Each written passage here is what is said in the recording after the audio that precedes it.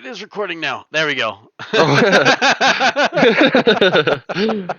Here we are.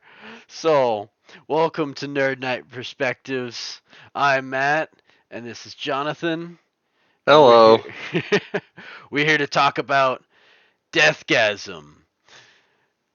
And this movie is a lot of fun. I actually really like this movie a lot. What would you say without spoiling the movie? What do you say about this movie to people who haven't seen it? How would you describe it? Well, it was fun. It was a fun movie, you know. Uh Awkward, a lot of awkward humor and goofy humor like back to back. Oh Like my and god. of course like the most, ill-timed places, but in that sense it's actually perfectly timed. Oh yeah. Perfect family It movie, was right? oh no. You don't think it, Definitely not. Well, I mean, it depends on the family, I guess, but it's, I don't recommend it for the you youth. don't you wouldn't have your mom watch this with you? Probably not. So Um, funny story. Um actually I watched this movie twice, and the second time I just watched it and it was with like my mom was over. So I was like, yeah, how "Hey, was that? we gotta do this for the podcast," and she's like really supportive. She's like, "Oh, okay, we'll watch it together." And I was like, "You're not gonna like this movie." And I'll tell you, she tried to like this movie. She really did. It was pretty great. Yeah. I watched it with my mom and Anita, my girlfriend, and they were just like, "Oh my god." This movie gives me so many vibes of like it's like Evil Dead vibes mixed with like Metalocalypse or like Tenacious D, you know? Yeah. Oh, definitely. Well, yeah. No, it was. I mean, Uh, well, any it's like high school movies. You could also refer to like Goonies. the You Goonies know, with more blood. right? Yeah, right. And chainsaws. Goonies too. Um, all grown up. All grown up. Rated R. Right. um Dude, this movie was a blast, I thought. It's like a movie that was like made by metalheads for metalheads. I think you said that earlier actually. It was like so. Yeah, they knew their fan base like to the T. Oh yeah. You know, Oh like yeah. like every crevice and corner. I thought that was important as a niche movie. Kind of a cult classic, if you will. Even though it's modern, it's not really classic, but it is. It's been like You know, seven I'd years, say it's eight it's years, eight it's years. yeah. Its biggest following, I think is probably like more of like that cult kind of classic following, because I don't think it really got a lot of mainstream popularity other than that meme that came from it. Uh, Yes, the infamous yeah, ice cream bench meme. the ice cream bench meme, like when you and your girlfriend have two different tastes in a music type meme. Yeah, yeah. Which it The goth prep in the prep, kind of thing. which, like throw a couple buckets of blood in the background and maybe a couple dildos and you've got like pretty much a microcosm of this movie. you know Yeah. that Um. Oh, please go on. that was just great. Do you want to just start breaking this thing down right away? Do you want to get right to that? I mean, we can. I mean, as expected, this movie was fucking brutal. Fuck yeah. So this movie starts off with like I don't even remember the blending of the logos to the actual art in the movie, but like there's like the logos of the makers of the movie and stuff, right? And it's pretty insane. And then it says like it has that little like black and white scene where he's like talking about the heavy metal music that your parents warned you about, summoning demons and shit. Well, that's Yeah. real. I've seen it. And then it cuts to that all the crazy art pictures where it's like I think I saw in your notes you put it like really well where it was just like Cannibal Corpse esque freaking Yeah. I Well, think that you're talking about the Timpson Films sponsoring that they had in that intro credit, where it's like this dude on an altar with missing a leg, which made me think of the Kill Bill kid from last episode we did. a good memory to have. Yeah, yeah. Um, and he basically shits. It's like missing. He ends up shitting out his own entrails and spells out Timpson Films. And we're like a third quarter or something into the intro, like the intro credits. Like, Yeah, the movie hasn't even started yet, and there's people shitting out entrails into yeah, letters. Like that is yeah, such a tone setter for the movie. And yeah. dude, You that already know what you're coming into. I think right after that, we got like wolf howls and stuff, and then we, kind of like, classic horror stuff. But then, and then it just jumps straight into a dude playing a giant penis that is also simultaneously jizzing like the whole time. yeah, yeah. And If you feel like the movie's gonna get classier the further after this, just stop the movie now. Get out. But I yeah. implore you to stay. Oh yes. Keep going. Keep going, because you won't get this kind of movie really anywhere else. I don't know. I don't know very many movies that are like this movie. Like, Yeah. No, it is one of a kind, in its own right. Like it's got obviously just like any thing. It's pretty much inspired from something else. yeah, yeah. All over the place. But that collection together has made it its own thing, and they take it in a very unique way that I am having a hard time comparing it to some other movies. You know, Mhm. Right, right. And I gotta also aside be. from the classic gore, that Mhm. was yeah, I don't know, solid. But other than that, I feel like it was pretty original, and even in the gore scenes and the deaths themselves, and even the camera angles Oh yeah. were unique in some very interesting ways, and we'll probably get to that again later. But Oh yeah. When they go over the top, they go hard. And this movie is fast paced and hard hitting throughout the entire thing. It's like uh joke, vulgar humor, gore. you know, yeah, just yep. Back just to joke, now it's serious all of a sudden. Yeesh, like Yeesh.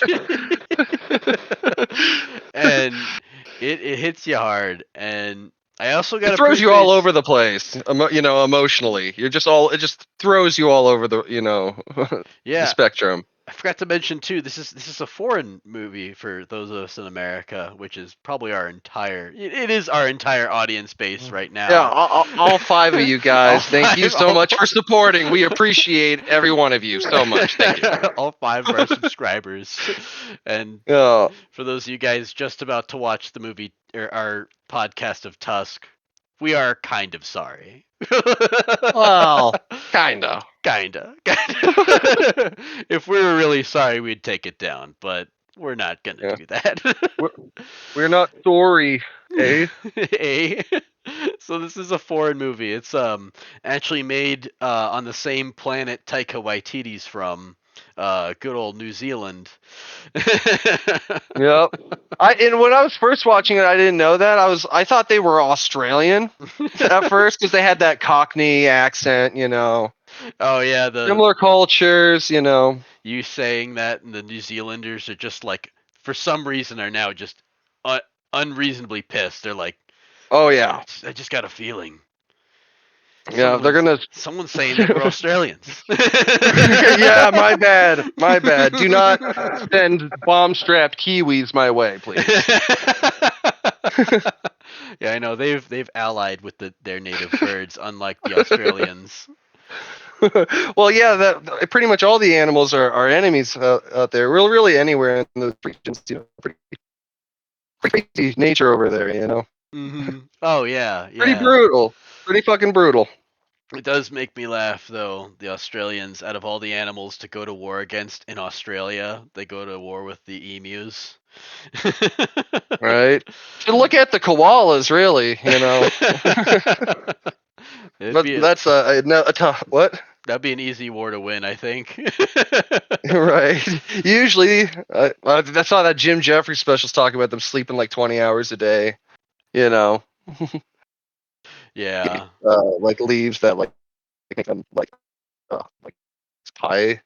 And Mm. they pretty much don't do anything. I think they in that stand up. I think he says that they sleep like 1 hour longer than a sloth. Oh So yeah. to set the standard, should give you guys the bar there. Anywho, Anywho, back to the movie now. So yeah. this starts Oh, we off. didn't even finish the intro credits We did because there was that He-Man. He-Man. It was like straight out of like a Yeah, Frank Francetta it was painting. it was like Like, yeah, it was He-Man on steroids for sure. oh yeah, dude, that Like guy had like a 16 pack. Jesus. yeah, and it had that 1980s style just Standing on animation a to it. mountain with a sword. Yeah, Hmm. it is pure Lightning, all epic. that stuff. It just reminds me of like Manowar from like the band Manowar. Yeah, um absolutely.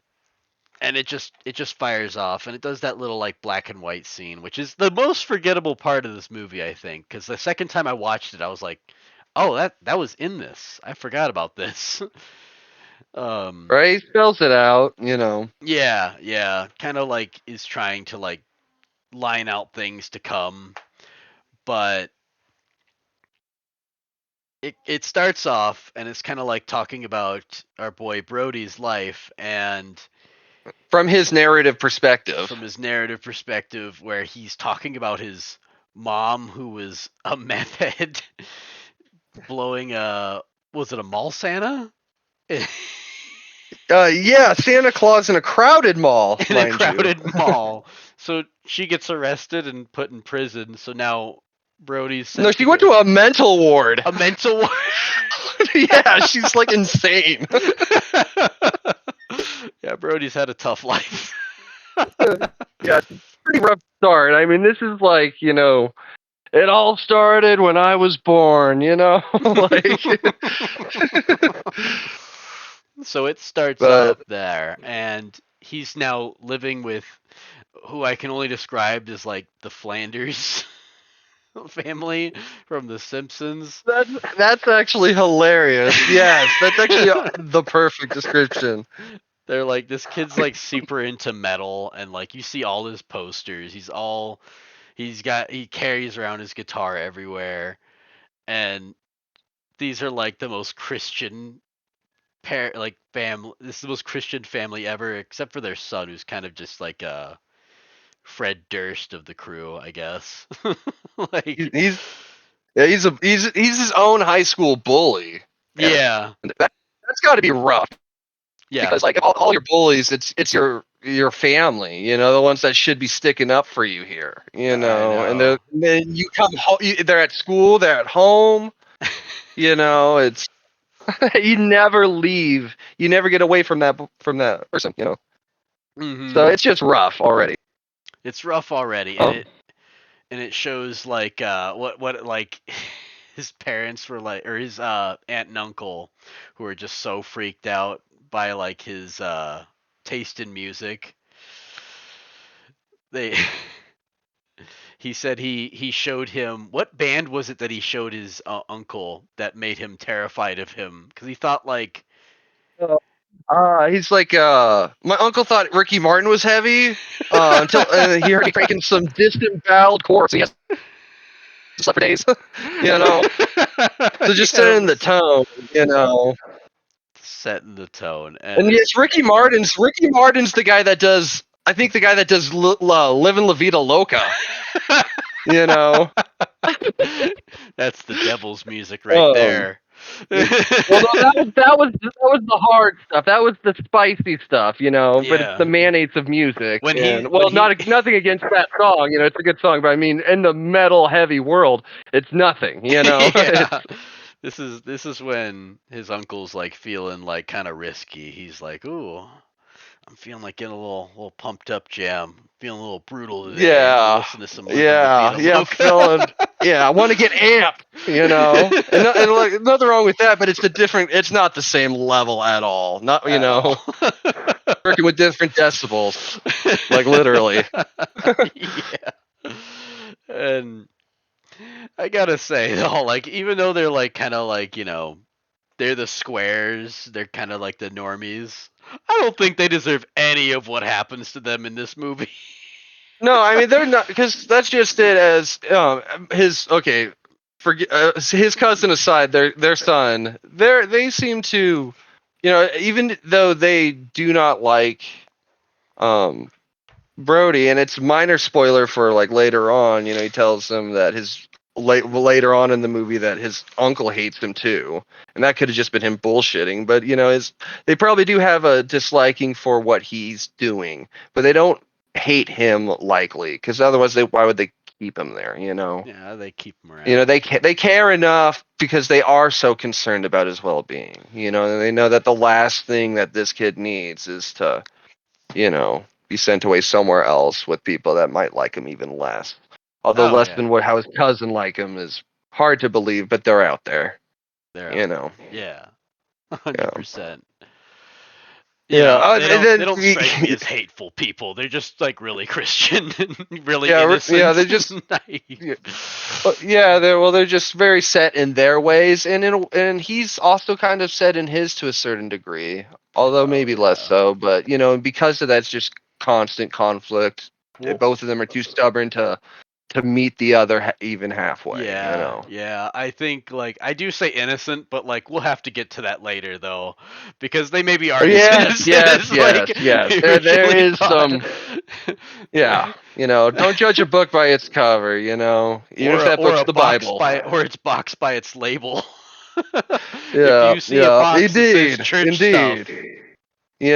Is have it?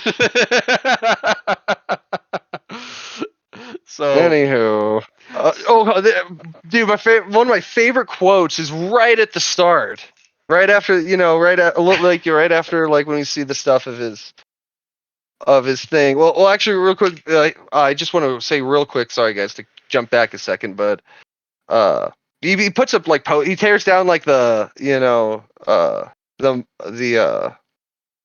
God bless our home and things like that, and that they had already in the guest room or whatever. And he sets up like you see him slap on a Trivium poster, plug in his amps, oh guitars, yeah. and then from what I could see, I don't have them all down. I just kind of wrote down what I could see. Uh, they had a Trivium poster, Cannibal Corpse poster, and some of those posters end up going into other places later on in the scenes. Mhm. They had Job for a Cowboy's Genesis album, which is something me and my homie used to listen to in middle school and a little bit of high school. I have fond memories with that album actually, so I thought that was really cool. Oh yeah. Um, I thought it they was had yeah. I Sorry, go thought it on. was so cool to like see the bands that I did recognize, and I was like, ah, and then there was like so many more that I just didn't, and I was like, I am Yeah, we going to explore this right after. exactly. Like, Exactly. I got introduced to a lot of things too, including the uh the featured Bullet Belt, which as we know has two songs on their soundtrack. Uh and they also had they were two posters on the uh on the walls, and they were the same poster though. Like there was one by the pile and one by the door where his uncle comes in. So like they were promoting it a little bit, but also the band seemed like they were promoting the movie back with the song titled by the same name of Deathgasm. yeah, which was really You know, cool, and I just dig that song. It was pretty great. The whole soundtrack in this is pretty great. yeah, Um, yeah. But anywho, yeah, one of my favorite quotes right after that whole introducing to his home, Mm-hmm. and then they go right back to the point of the movie, and it's like, I brought about the end of the world, biggest dick move ever, and it's just like fair. That is just fair, you know. Way to sum it up. That's Very yeah, self-aware. yes, you Biggest know, dick move ever. it's like telling it how it is, It is kind of a dick move, for sure. at, at least for sure. So when he gets this movie goes fast, so like it shows you his quick introduction. This is all like we've been talking more about this scene than the movie does. It's like Right. it hits you with a lot of details really fast. You absorb them like the sponge you are, and then you're at high school, and he's like Yeah. instantly introduced to his like dorky ass best friend, or well, his dorky ass friend, uh, Yeah. Dion, Yep. Yep. and He's being bullied by his cousin. This is where you also actually meet his cousin first, I think, in the intro. I think you see his cousin before you actually see Dion. mm-hmm. And his cousin. What's his cousin's name? I just call him David. I've been calling him Fred Sorry. Durst this entire time. That's hilarious. No. His name is David, for the record. His cousin David. And they introduced him by saying that he's hospitalized more nerds than asthma. You know. What a good use of prose right there. Guy's Yeah. guy's an artist. Yeah.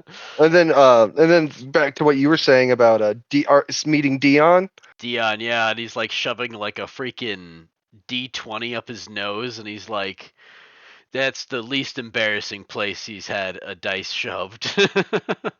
Right. No, And exactly.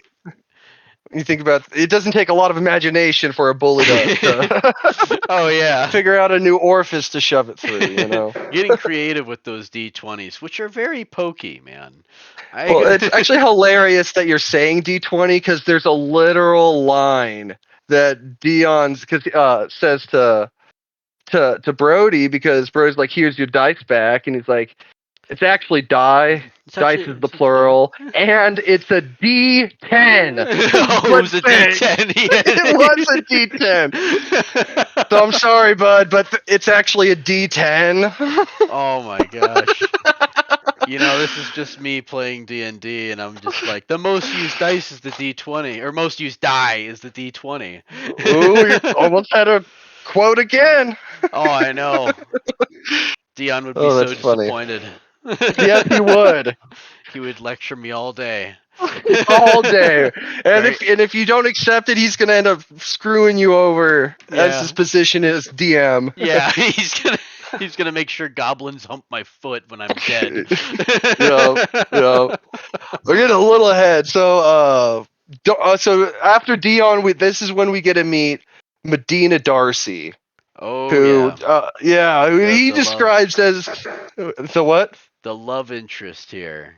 Yes, Uh, exactly. Right off the start, that's the girl. and it's like this is like Uh, the teen movie moment where he notices his hmm crush.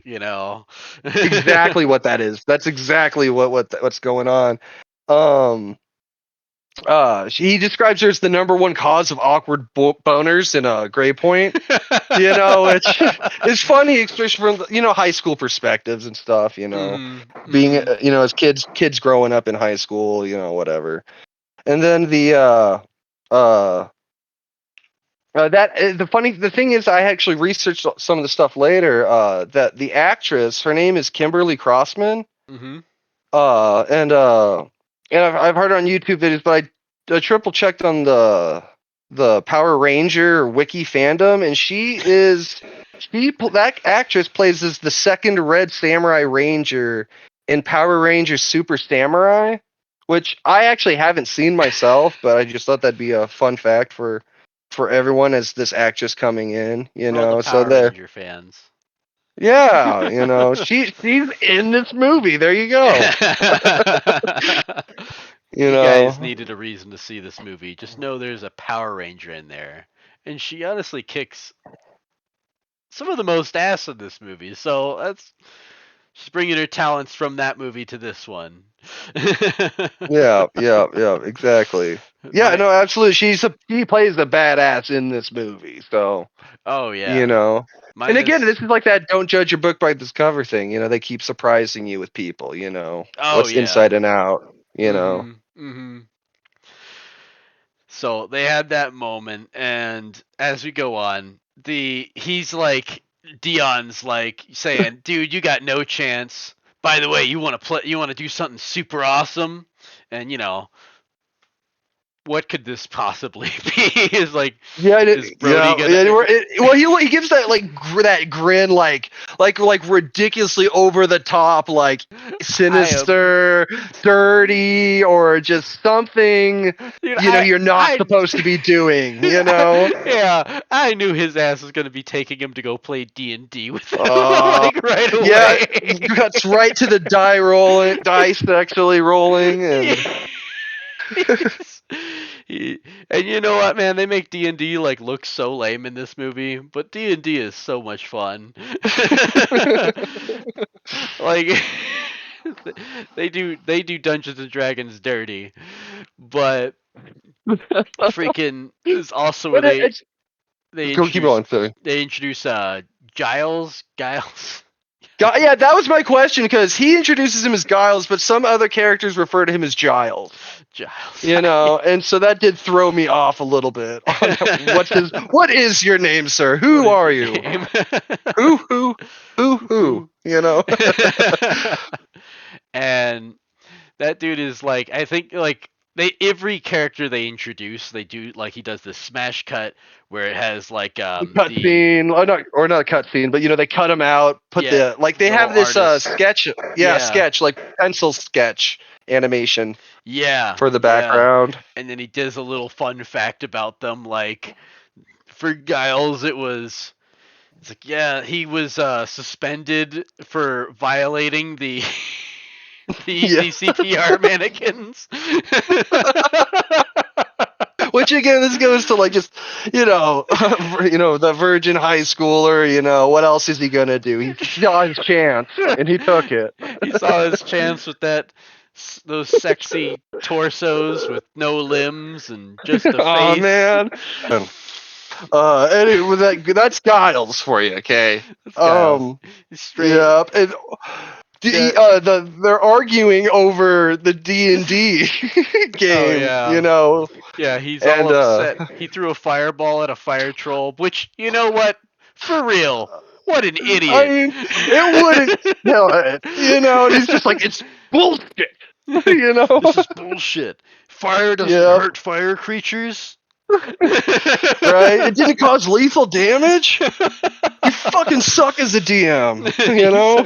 he's like, I was like, no, that they're trying to make Dion look a little unreasonable Yeah. and nerdy, but like, no, dude, that's obvious shit right there. Yeah, but the just that slight extra was obviously like him making goblins hump his foot because they're arguing over Yeah. the fire troll.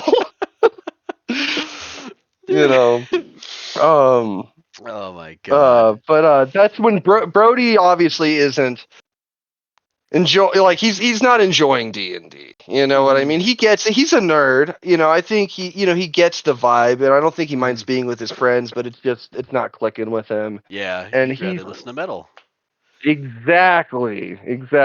And then this almost goes back to that He-Man scene in the intro. Yeah, that like Frank Francetta looking painting, like Well, just the mountaintop, the weapons, or no, he didn't have a weapon. I don't think in that one, does he? no, he has But his axe, his his, guitar, well, yeah, his like guitar axe, yeah, yeah. yeah, for sure. Which spoilers does become a weapon later on. So you know, And dude, he is just like shredding on that thing on the top of a mountain with like Medina Darcy at his leg, and he's like, dude, was it her? it was her, and then he like uses his Okay. laser vision out of his eyes to zap off her freaking top.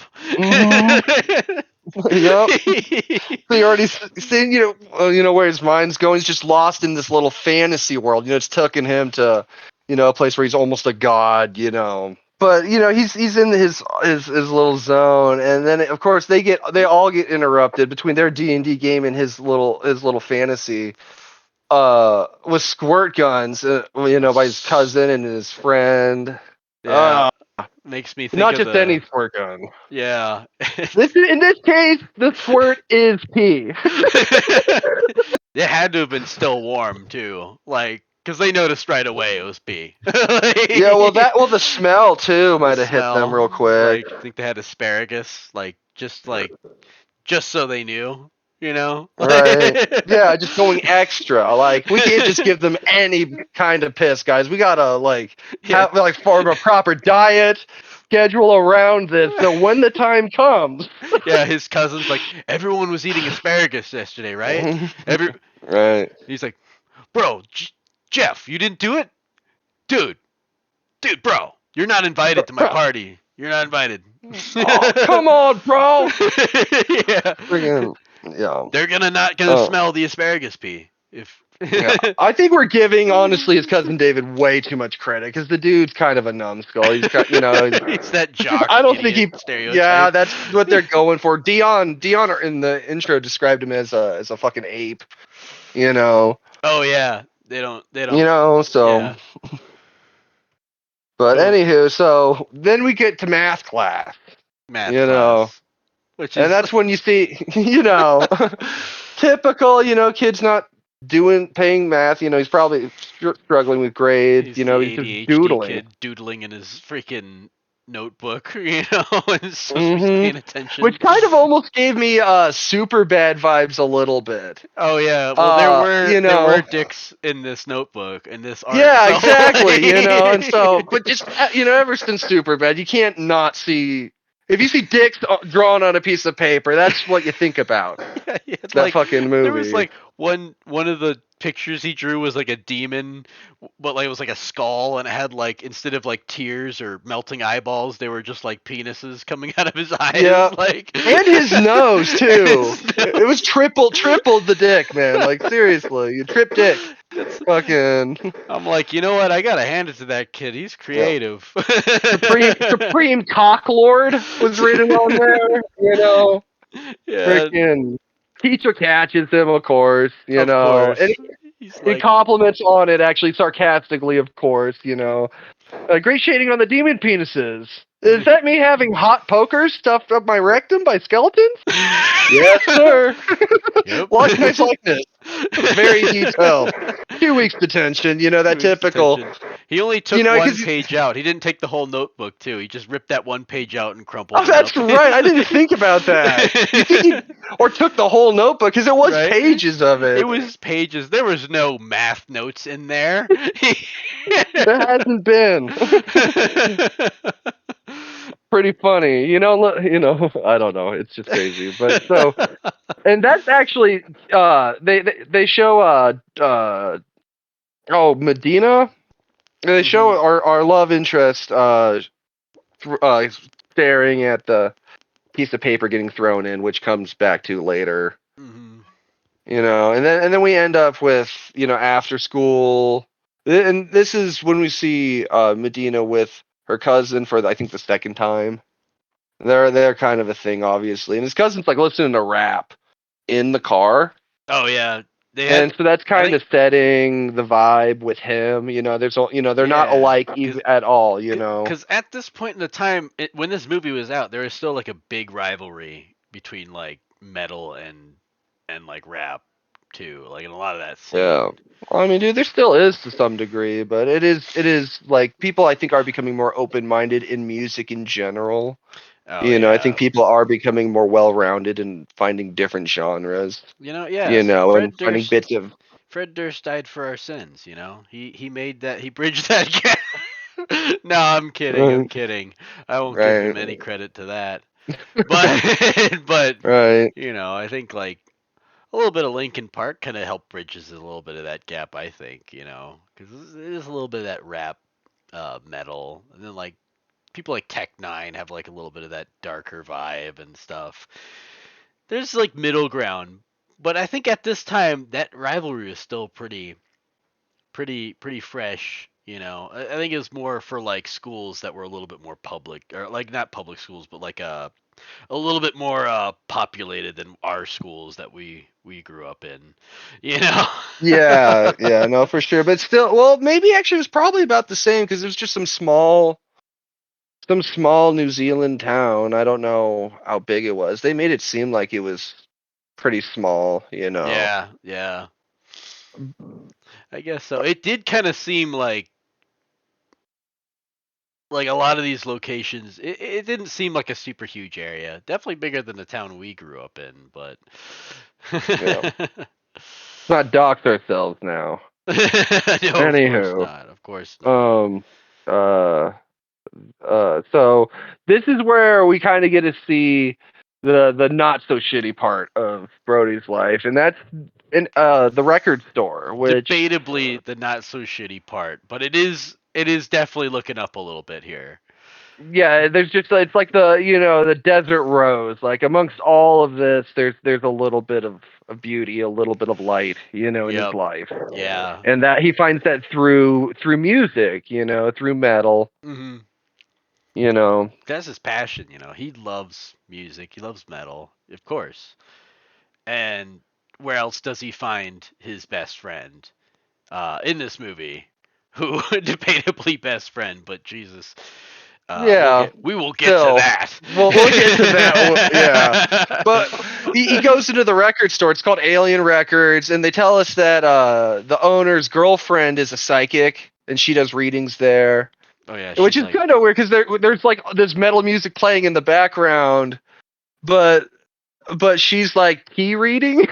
yeah, yeah, Like right there, which is interesting with how it goes, but it was just I don't know. It felt a little out of place, like they didn't know what to do with it, so they just kind of smashed them together. yeah, yeah, They didn't want to do a second fortune teller or psychic scene, so they just put her in yeah. the They record. had they threw her in there, and then so that way they had a reason for them to all know each other, and she's like reading tea leaves at the bottom of the freaking, just like doing the divination magic from Harry Potter, I guess. Like it's a little My skull. boy, you have the grim. Who is But I got those dying? vibes too. I thought that too when I first saw that. Um, but we get to meet the record dude. He sees that the kid's down, and he relates with the kid. He knows what he likes, and he points out his Haxton Sword record, which I don't know. I didn't find Haxton Sword as a band. I saw like I think a it's a fictional band. it is. I think so. I think they made up Yeah. Haxton Sword and Ricky Daggers. This isn't the first time they even bring it up because it's like check out, this this album or check this out or whatever. And it was like $213, by the way, for that album. For that album, because they only made 666 copies of Yep, that album. and they were all numbered in Ricky Dagger's blood himself. So you are getting what you pay for as an extreme fan, because that's what it's made for. If it's only for 666 fans, you know what I mean? Mm. Then this is it's fair. It's This fair. I won't this argue guy's I won't argue it too much, but this is when we get introduced to just like a little bit of foreshadowing, or mm. not even. I don't know if it's necessarily even foreshadowing, but it's first bringing up Yeah, it's a character of interest. setting up a callback. It's giving you like some information that's gonna be like important for later. Exactly. It's like the Mickey Mouse Funhouse. What's that? Toodles Toodles. or whatever. This The is a tool. this is Whatever the tool is. it's a surprise tool that we can use later. Yeah. Yeah, that one. Exactly. I really Exactly. That's what that is. I almost did my full Mickey Mouse voice right there, but I am like too insecure to do that right now. Yeah, I was feeling pretty insecure about trying to do a deep voice at all. Anywho, Nah, you killed it. so this is when, like you were saying, we get to meet his fucking his best friend.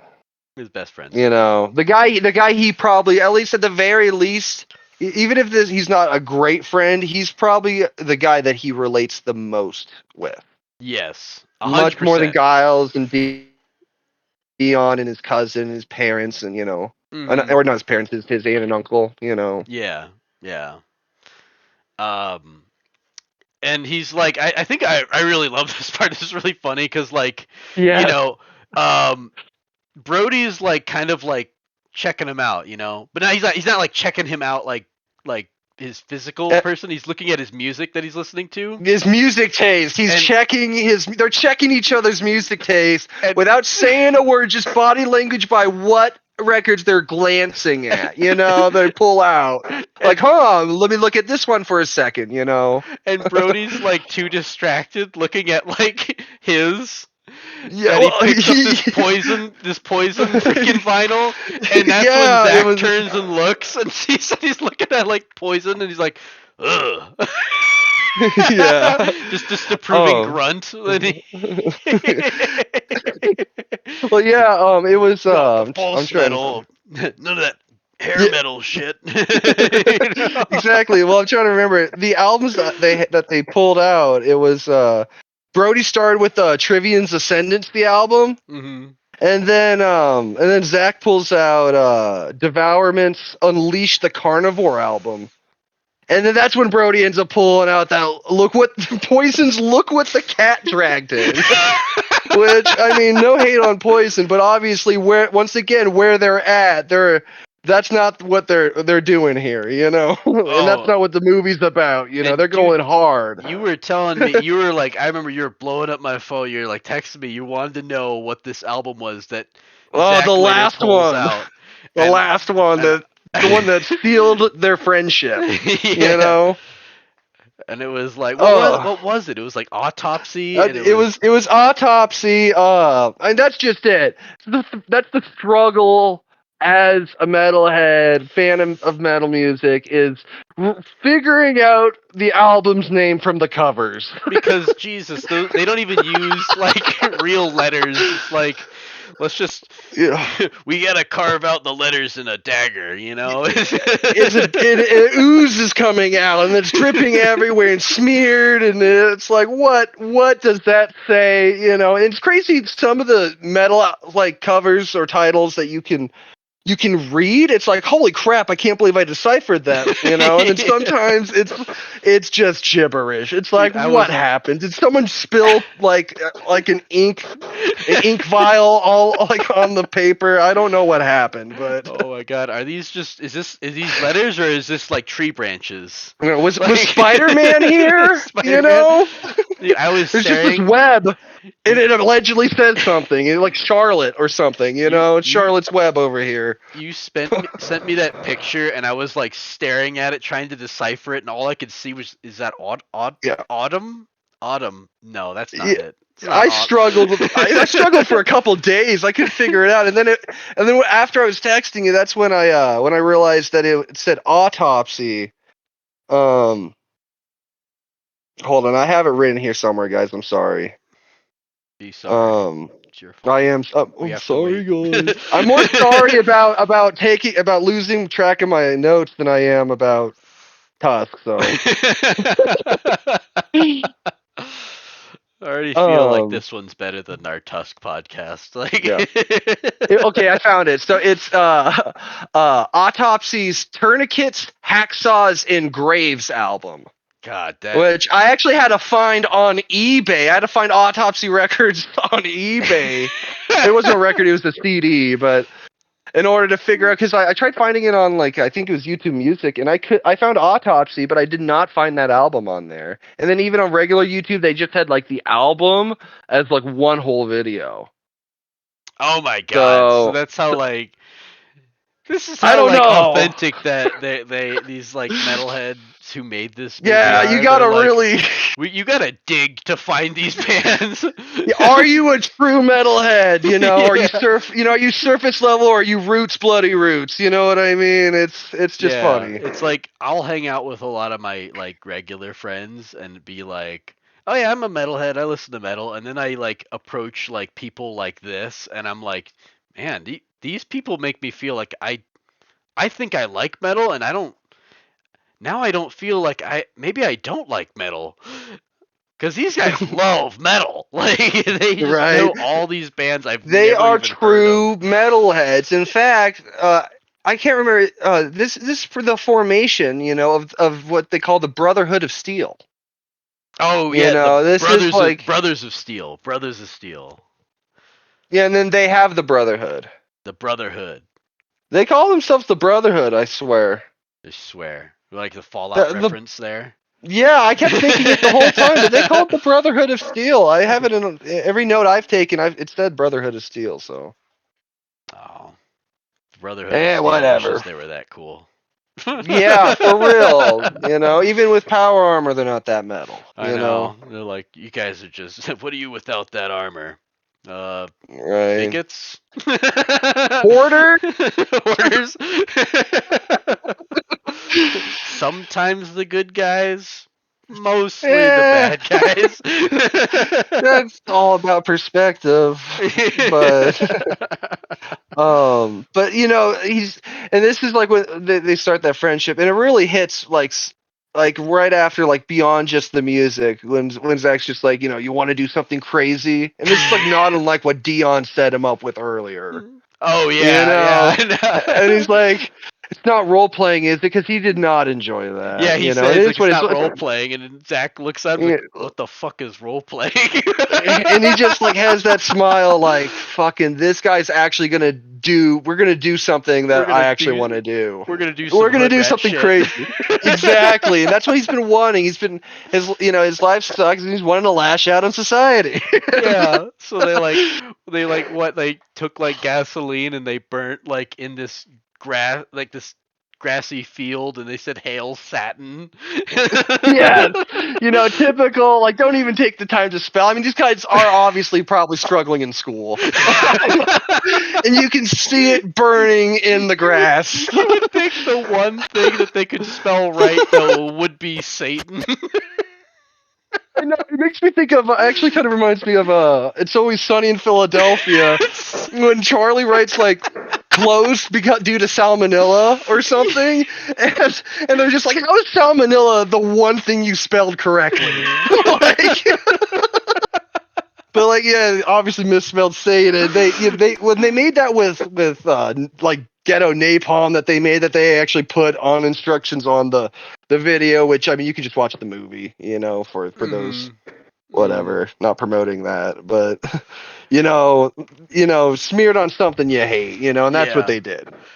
And like we said, this movie is fast paced, dude. So they're like, It is way faster than we're going, guys. Like, we're still pretty early on, so we'll keep going. But he goes, he's like, in this narration now. Oh, dude, I forgot to mention, this is like his like little cut where he does his little artist thing, and his fun fact about Zach is that he got expelled from school because he stabbed a kid in the hand because he stepped on his King Diamond CD or his King Diamond it was a tape. tape. It was a tape. Or was the question was, though, was that with a compass or was it a set square? These are the questions that keep me up at night. In the movie, they show him with like a set square.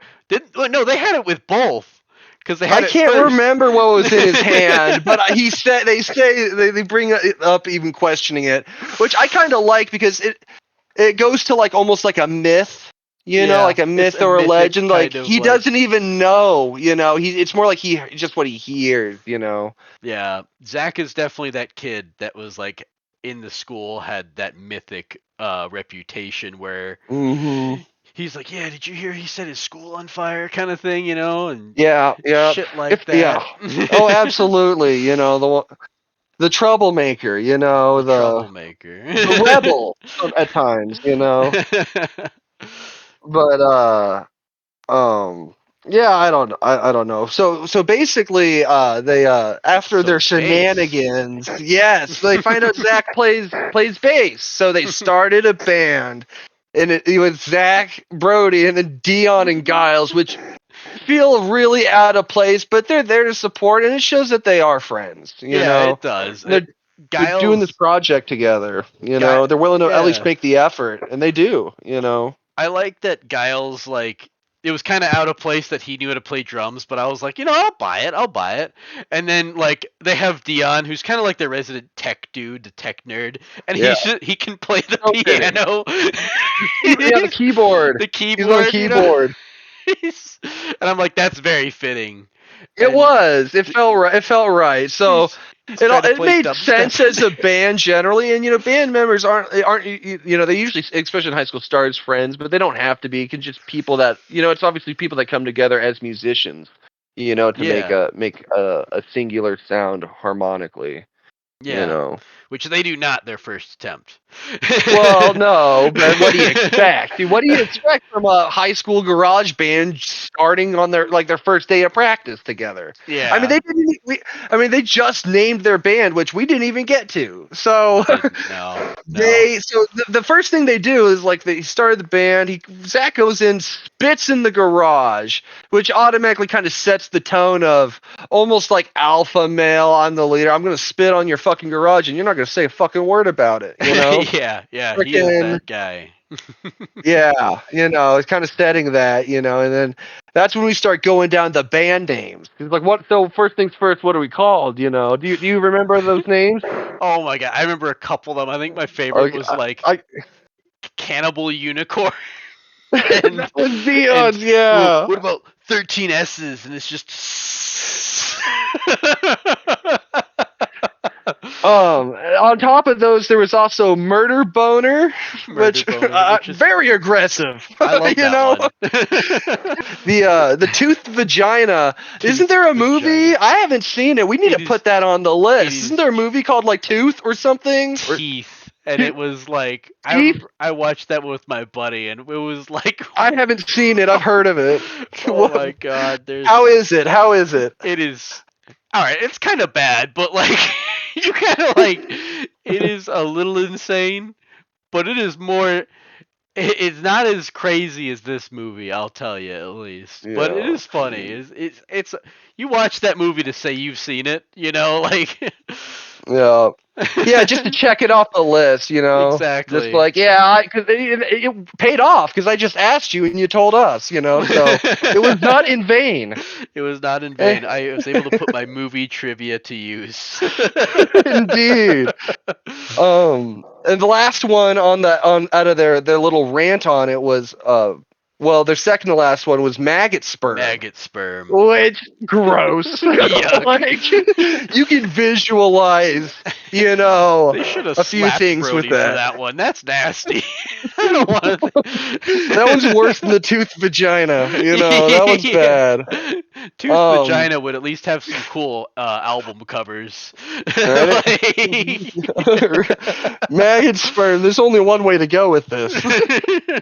And they almost did in the guitar intro. I mean, in that intro, if they just made it maggots instead of fucking. Oh yeah, Anywho, dude. Yeah. So Zach alpha males his way into here, and he goes, he's like, "How about Deathgasm?" And then they're like, and then Brody's like, "Well, yeah. Or what about?" Or we could call. Yeah, like, exactly. "No." I said, Deathgasm.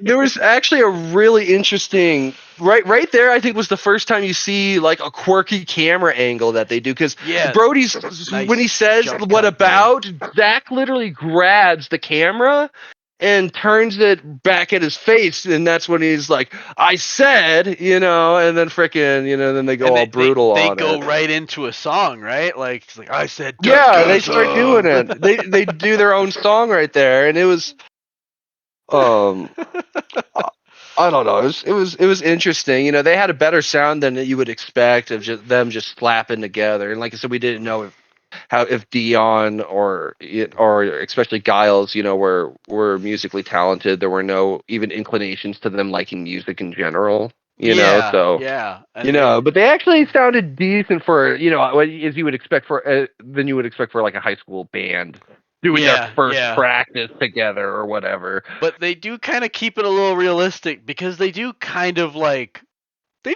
suck, like Yes, I'm not saying they're fantastic. I'm saying they're Yeah. just better than like I think a fair bar would be. 100%. Yeah. They don't like in a fair amount of movies they're just like they're instantly good, they already know how to play together.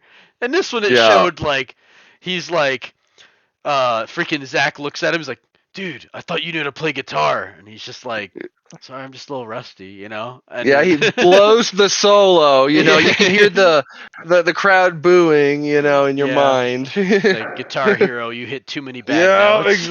exactly. That's exactly what happened. It sounded like a bad Guitar Hero trial. um, but and Brody's just freaking rusty. And the funny thing is that well, first of all, it's kind of cool that they have Brody being rusty because it kind of like sets us up for if maybe he won't be as rusty later. Like this isn't his real skill. Like this is only a small fraction of my power. Yeah, Like yeah, exactly, yeah, exactly. like Gives him room to it's improve and see indeed. at the end of the And movie. it won't be so bad if he sounds a little better later on because it was just him being rusty Mm-hmm. previously. But then Dion actually arguably makes it all even worse than his solo by dropping some shitty fucking dubstep. Yeah, Not to say that dubstep's shitty, but this dubstep was really like just kind of like, yeah, had no rough fanfare audio to quality. it. They all Rough throw like audio. they'll throw like fucking empty cans at him, and I only imagine Yeah. that Zach's throwing empty beer cans. You know, like I think they're all throwing beer cans. Or certainly Zach certainly and Zach is. Brody. Brody too. Brody, You I can know. see too. Zach would have given him maybe like a couple of his. You know, Right. like Oh just yeah. instantly, instantly backfires when he's like he thought that was some sick shit too when he was playing that dubstep, dude. And they all look at him, they're like, dude, get that shit out of here. this is this is Deathgasm. What do you think this is? um so then So yeah. Okay. So they break. This is when we start seeing like this is where they go to the that break in, kind of. right? And Yeah. they This had is. that transition, that cut where it just says heavy metal up your butthole or something like. I don't remember that. I'm sure it's there though. It's Don't fucking doubt it awesome. for a It second. was like this. It was like this cool, quick, freaking action sequence where it's like, where it's just the words going heavy metal up your butthole or heavy metal up your ass. I can't remember which one it was, but it was freaking awesome. I don't remember that for some reason. That's hilarious. It All was right. great. So Zach doesn't tell Brody to do it, but he's not telling Brody what's going on. And just next thing he knows, they're in front of this house, and he's like, "You're on watch out," and that's when he breaks in. And now Brody's like, I don't want to be on a watch out, and he's all scared and nervous and wants to go back in. And so he ends up, he Yeah. feels more.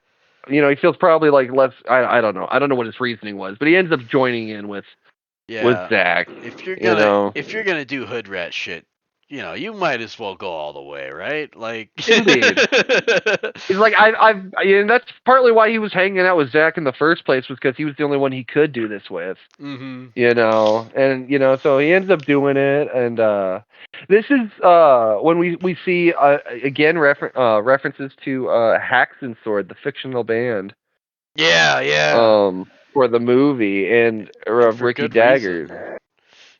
What's that? Because What reason may that be? yeah. So Ooh. this is where he comes across Zach, who decides to jump scare him a little bit, and You got to. You he got darken the house. yeah. you But they're know breaking into someone's house and spooking each other. and it's this shitty like rundown house, and he's like they It looks had like abandoned. yeah, it looks abandoned, it looks like trash, and it's it's got Hacks and Sword posters on there, and then Zach is like, I think a picture too. yeah, and And he's that's the like, first time we see a picture of him. mm-hmm.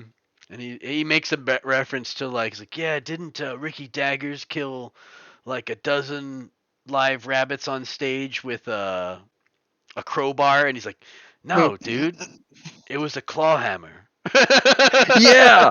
Well, I actually loved that whole little bit because it adds to the myth and legend that gets put around some of our favorite musicians. I mean, obviously, like Ozzy Osbourne is probably the biggest example of that. Biting off heads of bats, Yeah, yeah, or 100%. snorting fire ants. Did he really? It's part of the myth. It's part of the legend. Which makes them that put that much more. I don't know, iconic. Oh yeah, 100%. And freaking, you ask Ozzy about it today, he'll probably say something along the lines of, "I don't know, I did a lot of drugs since then." Right. Well, exactly, because Zach talks about Ricky, about they're like, what happened to him, or what what do you do with all his money? He's like, he spent it all on blows, hookers, and Satanist shit. Which fair. Fair. You know, Which, that's understandable. he's living by his lyrics. I assume. I'm Hashtag. guessing. Hashtag relatable. Right. Big feels. Anywho, freaking He's and this is where Zach tells him that Ricky Daggers, after blowing all his money, on these nefarious things, that Ricky Daggers had moved to a small, crappy New Zealand town, and it kind of just wink, hits Brody, wink. obviously. Yeah, well, yeah, Yeah. big wink. Like no fucking way. And this is like the moment where you're in like you realize you're in a famous rock star's house. Mhm. Like, and they're it's fucked up to break in, but they don't have ill intent. I don't think, as far as Well, I think well, Brody Zach doesn't. Zach will, yeah. Brody doesn't have ill intent. Zach has probably already robbed things because he was talking about how those amps are. He thinks those amps are busted or whatever. He probably glanced at Yeah. them, considering dealing. Because we've got to mention about his. Did they get to the scene where he talks about his dad? Maybe not yet. About his Yeah. Go ahead. the point is that Zach, he works for his dad's mechanic. His dad's a Mhm. mechanic and owns the Mhm. shop, and Zach just steals everything that's not bolted and then unbolts the rest. So we, so you can see that he's just, a thief. And Yeah, so he's just a he's little, probably robbing this place. Usually. he's a little Maybe, chaotic maybe fella. not. I don't know. Maybe I'm going too far on that because otherwise, he would have tried to do what they ended up doing right there the first time. Yeah, but he wanted a buddy to go with him. He Yeah, what? so maybe this wasn't the first time breaking in after all. But we'll also keep in mind about those amps, may or may not being broken later. Yeah, they're important for later. But they go around, they're shining their flashlight, and they see none other than Ricky Daggers laying on a couch. Mm-hmm. Looks like a corpse. I was gonna He say, died. He did. I would say, dude, I was originally gonna say he looked like Keith Richards, like fresh off of Pirates of the Caribbean, but like I think he looks so much more like like from Metalocalypse, Toki's guitar teacher when he was getting his piano lessons. You know? I can't. For some reason, I'm not putting a face to it. Oh my god, dude! If Our you, fans will get that. I'm sure. Someone posts his picture somewhere. dude, he looks exactly like that, except a little bit more like scary looking. Yeah. Like, Well, honestly, he like if uh Alice Cooper drowned in a lake for and they found him a week later, that's what this guy looks like. You know? Yeah, there's this channel I'll reference later. I think they're called Horror Geek, and I think they made it. They were talking at some point about them going for like a D. Snyder look, which is really, I thought, was the most accurate comparison. D. Snyder from Twisted Sister. Oh yeah. That old rocker, but he's, I don't know. It's hard to explain. The long, like you're talking hair metal kind of, long ass hair. Obviously, it's more brutal than hair metal, but Oh yeah. He does. just as far I as see his the physical resemblance. look, I'd say, I'm just saying that I think D. Snyder's probably the closest physical comparison that I agreed with, that I found or can think of myself. But anywho, so they basically find zombie D. Snyder, also known as Ricky Daggers. Ricky Daggers, and he's clutching his Hacks and Sword album while he's snoozing there in a coma, in hibernation. I don't know what you'd call it. Depression sleep, I think. Depression sleep. I'm sending You you a know. picture of who I was talking about earlier. Just one. Oh, I should have just looked it up, really. You said it was Squizgars, No, it right? was Toki's freaking Oh, it was guitar. Toki's His Toki's piano teacher. he's teaching me I to don't know why I play can't the piano. remember. It's been a while since I've seen Metalocalypse. He's teaching me the piano's lessons. But so I mean, naturally, what do these guys do? They're gonna go try and steal that freaking album, right? Because it's $220 at that record store, you know. Right, like 323 or something. Yeah. Yeah, Which and this is honestly, I'm surprised they didn't go for 666 themselves. But I know, yeah.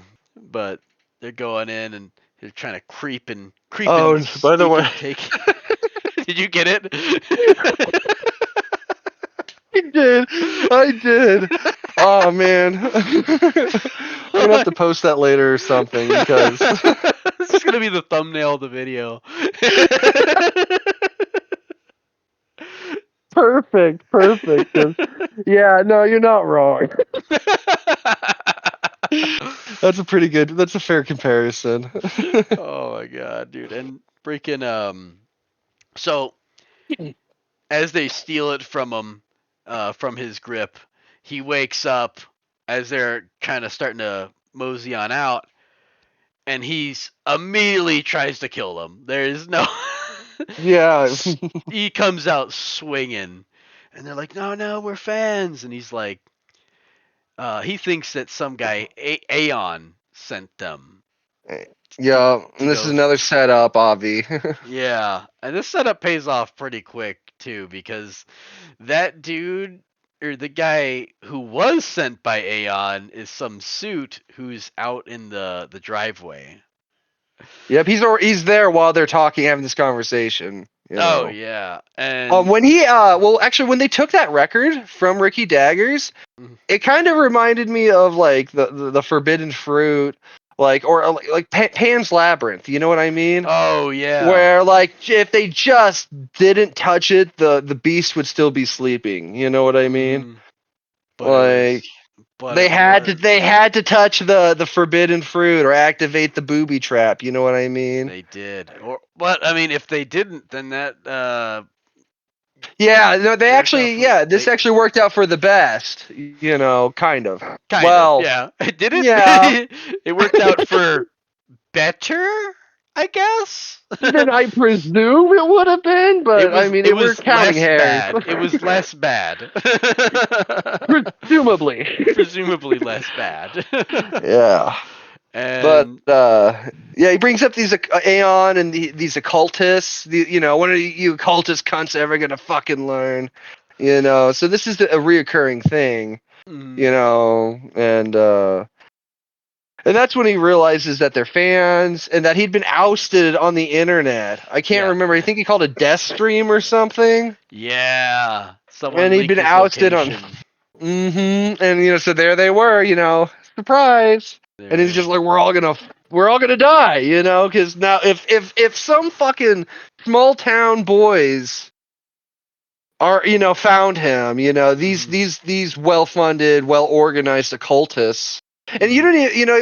don't they gave almost like the suits, like you said, the suits, kind of give that kind of that authority, that Yeah. kind of feeling. In fact, that when that guy first pulled up before they brought up cultists, I thought they were like maybe feds or Yeah, the something. government was coming in. Like, Yeah. really is like I don't know what a New Metalocalypse. Zealand Fed looks like, I'm like, there it is.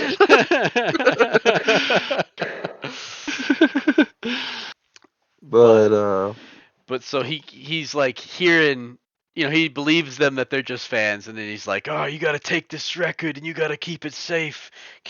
Guard it with your life." And Proto Baggins, keep it yeah, secret, I, keep it safe. I feel like he could have given them more information about this, but Yeah, like a warning, anything but there was no time, and there really wasn't, because I think like they literally like just jumped out that like window flap.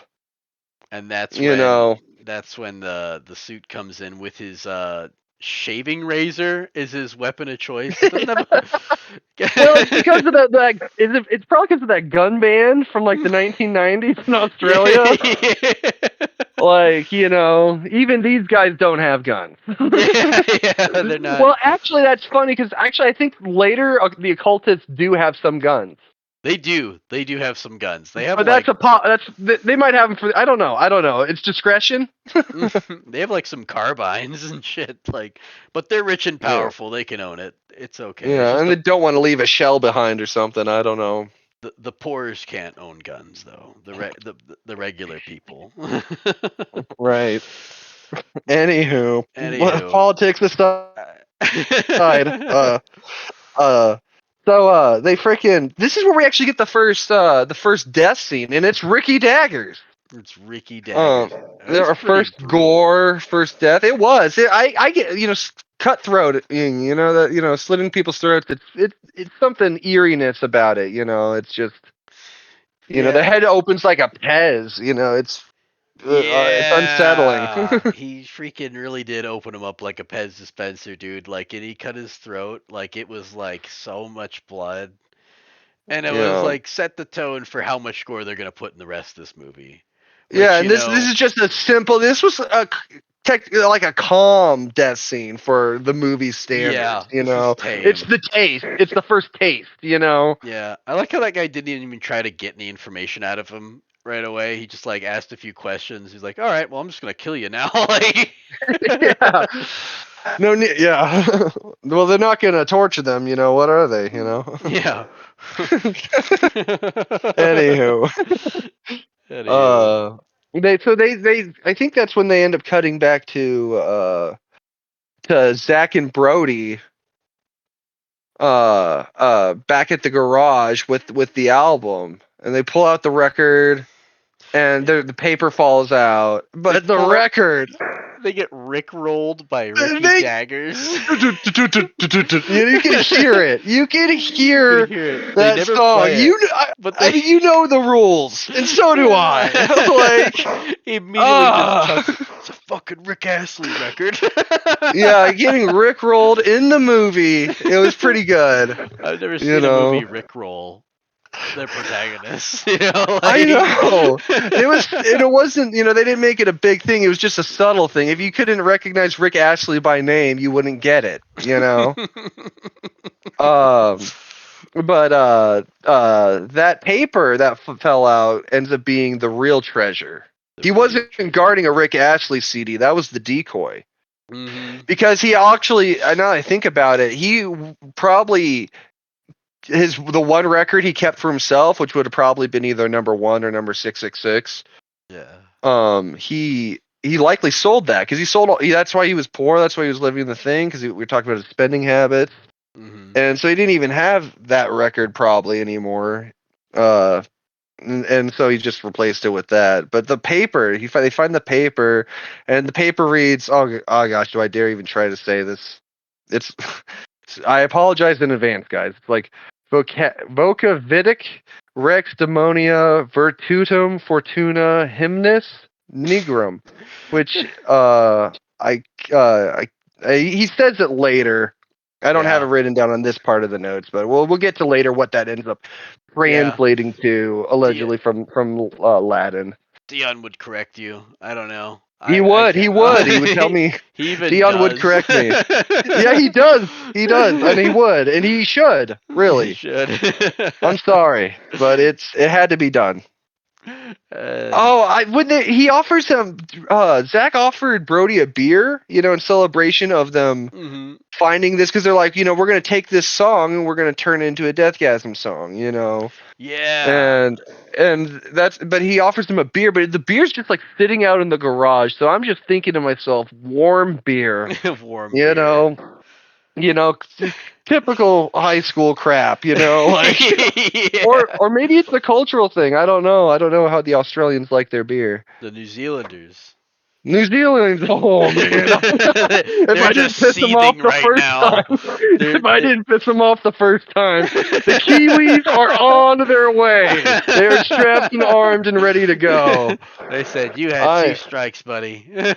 Oh man, yeah. I better watch myself. Everyone's counting and listening, just waiting. We're just waiting for me to do it again. We shall see. Anywho, so this is actually when we get to meet Aeon for the first time. Aeon. After Yep. this. It's Yeah, just that guy, that hilarious. suit, whose actual name is the suit's name is Vaden. Baden. Yeah, and it's pretty funny because the I don't know. This I think is when the Ricky Dagger's death scene was like, plot, and it was serious. Mm-hmm. But this is when we start seeing the comedic side of the death scenes Yeah. that we get, Yeah. in our second death, which I think fits well with that kind of toning and pacing. Yeah. Because they end up, he tells them that Ricky Daggers doesn't have the Black Heim, or him, sorry, and they cut his head off. They cut his head off on Not once. his nice rug. He's like, "What? Yeah. What are you you didn't put a tarp down? Do it again." And the guys just look at him and he's like, "Again." So And they they're have like, to go. okay, and they put a tarp down. They very I didn't even. they very awkwardly tried to cut the head off again, like, They're like, yeah, is that what you want? And he's like, that's better. Yeah. Yeah, and then that's when we see the chick pop up. He's been getting his dick sucked the whole time. The whole time she It pops also up means that there. I think he just. Now I'm thinking about it. That means that he probably came during the second beheading. Now that I think about it. Yeah. Well, he sent her back down there, Oh, he did? I can't remember. Yeah. Does he? Okay, well, thank goodness, She because that would still have had just some been. work to do. Okay, well, thank goodness, because that would have been a little much. I don't know. But I'm to finish, dog. Come on. To finish. But I mean, I guess that would be Yeah. in theme with the movie of if he did Yeah. The rug was like Satori, and I don't know. I don't know anything about rugs or rug I'm culture. not that rich. No. Who is? Not Ricky Daggers. Not Ricky Daggers, dude. His rug are roach infested, I feel. If he hasn't already sold them, Yeah. you know. He's like, rugs, you mean blankets? Right. But I think this is when we get to when they start making that music video. Oh my god, this is it Yeah. is. They're doing the Yeah. music video in the woods. Yeah, the And- song is the song they choose to do is called "Intestinal Bungee Jump," and it's produced by Crowbar Abortion Records. Just love But these just freaking metal, names. it's something you expect to see. Deathgasm, Intestinal Bungee Jump, Crowbar Abortion Records. It's just right there. Metal up your ass. Way up there. Way up there. And I love that the first scene they're like, "All right, man. Good. Let's go to the next scene now." And the freaking drummer's just getting there with all of his gear. He's having to haul his shit around. Typical, Someone help the drummer, please.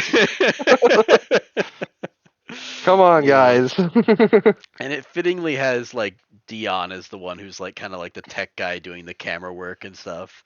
Yeah, I mean they're all doing goofy faces, especially Dion and Giles really stick out. They're as usual. They look like they're just doing theirs is just like Kiss imitation. Like, Yeah, and it really felt like something you'd expect in like like a high school photography class as the submission or something a little bit, yeah, yeah. except for the quality because it was actually this is them sounding I think like a lot significantly better than they did in the garage. Oh yeah, yeah. They You were know, definitely better as a band playing, but yeah, and that also well, go on. you're right. That camera that they were using though was like super low quality. Like, It was like 1980s camcorder style, yeah, it was which like is something they could home have gone at a pawn videos. store, or maybe they wanted that old school effect, but it did Yeah, feel, it felt low, it felt amateur, yeah. Nothing's wrong with that. Your phone is gonna get better video quality than that kid's camera. Right, Like, indeed. But I would watch like looking at their paint, especially I don't know. There's some of the, like Dion and not Dion, Zach and Brody obviously like like looked pretty fitting at the part. I felt like Dion looked a little bit like ICP, and I felt like Giles looked like freaking like Gene Simmons or at least one of the Kiss members. You know what I the mean? cat guy The cat from face one, which freaking is not Gene Simmons, but not James. which one's the cat one? I don't know. Ah, just call him Someone tell Catman. us in the comments. Yeah, Until someone. then, he shall be Catman, and I'm not talking Adam West in Fairly Odd Parents. He's Catman. Adam But West. rest in peace. I think he passed, didn't he? Yeah, a few years ago. Yeah, Yeah, I thought so. he's I been. thought so. It's been a while. It's been a Well, while. it was cool because Adam West. I mean, you can think about humor and stuff. Like, you know what? He went from Batman to Catman. You know what I mean? Like, look, like, and I just thought it was just kind of cool, just Yeah, that kind of yeah. playing, just being able to do that, and of course, Family Guy, Family big Guy. supporter of comedy. I feel Adam West. Somehow he got less silly when he came to Family Guy. I don't even know how that's possible. Like, he played Batman. His Batman was more silly than freaking Family Guy. Ooh. Right. Or Catman and Fairly Odd Parents, Cat. like I said. Yeah, exactly. And you probably appreciate that joke too. Hopefully. Well, we'll Hopefully, see. yeah. Anywho, so I think this is we end up cutting to that after they just got done recording, they cut to like the trunk opening, and in the bottom of the trunk it just says "bodies go here." Just like typical, bored, want to vandalize something, so you just like put instructions for hiding a body on there just for the sake of being like continuing that, that Dude, I just that wanna spectacle. like you were talking about how those the nerds Giles and Dion just look ridiculous. And God, does Dion look ridiculous? He's wearing Well, his there's like a little fine line cargo, between. his tight cargo shorts, like his white Yeah, pasty legs. yeah. He looked That's like right. he kind of already looks like Bubbles from Trailer Park Boys, and now like Oh, that's and funny. I didn't now think about that. now he looks like a freaking Boy Scout version of Bubbles. you know. Yeah. Oh my god. But this is when we first see Medina Darcy show like show any Yeah. kind of interest in Brody because they bump into each other. Yeah, And then when Zach tells him to go to the gas station, he asks him what he wants, and he's like, "Get like a whole bunch of weird shit and ammonium nitrate." I know it was condoms, Vaseline, jumper cables, and ammonium nitrate. It's like I don't know if they sell them all those things at like at that one store, I don't think they sell any of that combination of things. That's what it was. Yes, yes. He ends up bumping into Medina, and and he helps pick up her stuff. That classic. You see in high school movies. Instead of Yeah. like it being books and papers, though this time like in Goofy movie or something, Drops her it's tampon. her purse contents, and then she's in the last thing that moment of them both holding the same object was her tampon, her saying, can I have my My tampon, tampon please? back. And he's like, oh, it's like, oh, here you go. Obviously, they didn't highlight on the exchange, but that's like that exchange that you usually see in those kind of teen Yeah. high school movie Yeah. things. And and in the background, typical fucking friends, just high school Yeah. friends, just humping each Jackasses. other. It's Zach and I'm not Zach. It's Giles Giles and and Dion. Dion. I'll remember their names one day. Humping each other, just being goofballs. She ends up even seeing them. Yeah, they try to She stop knows like what's going before like on. she sees, Like but she seconds already she later, catches like it. Like they make eye contact for a second before they stop. yeah. you know. And when he goes back into the store to go have ice cream with her, Zach's like, Sperminator, dude, just friends, just being assholes, teasing just him, just trying to all the, ruin the moment for yeah, just the all way the friends the, do, you know. yeah, yeah, no, absolutely. And Brody flips them off again, as friends do in response to this fuckery, Yeah, yeah. but this is where we get that cut to the iconic ice cream date, and that's the A only thing meme I was knew about born. this movie Yep. coming in the first time Oh yeah. was that meme. I didn't even actually know it was going to be in this movie. I didn't It showed either. up, and I was like, I almost want to reference the freaking Leonardo DiCaprio meme, just there, right there, You're pointing at the screen like yeah, like. dude, Because that's Anita how it felt when I saw that scene. Anita like got up and she was doing that thing and she was like that's like I'm That's like the her thing. and you're like he's like you and I'm like that's very generous to say that I'm like Brody, but I'm like definitely more like Dion. I like correct people about stupid shit. I like play D&D. I listen to metal, Right. but I'm not like Oh, that's funny. It's like who your girlfriend thinks you are, Brody, and who Oh, you actually are, and it's yeah. Dion. That's funny. like, Uh, like I was like but the we get that scene though, we get not infamous, but this is that famous, mhm ice cream scene that has been memed a million times, and mhm this is where she shows that she took that paper from the bin that I brought up, that I was talking about earlier. yeah, So she commenting on his took the art bin. style. So she's kind of not stalking him per se, but I mean, I don't She's know. definitely into him, very clearly, and he's Yeah, like she super awkward.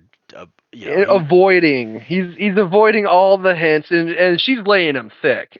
you yeah, know. she's showing where she wants her And tattoo, the and tattoo, she wants yeah, him to design the tattoo just based on his scribbles. If she yeah, and we don't even know if she really wants that, but she's trying to she's just dropping hints. mhm, I like you. I like your work. I want it on my body. These parts of my body. mhm. And he's just, The night The nice thing though is he doesn't epically fail at talking to her. He does like he's no. able to talk a little bit, which is way more realistic. I like. He's not. Yeah, he's nervous, but he's cracked the door open. Yeah, and he's full on wearing his corpse paint still. So like Yes, she's yes. like so you like she's like are you in a band? He's like yeah. Do you like metal? And I don't know. That's all just screaming and stuff, right? And this is where he lists No off. way. yeah, I yeah. love that list. That list. He's like, It, well, that's mostly like grindcore. Well, and a lot of death metal does that, and screamo and porno grind. Black.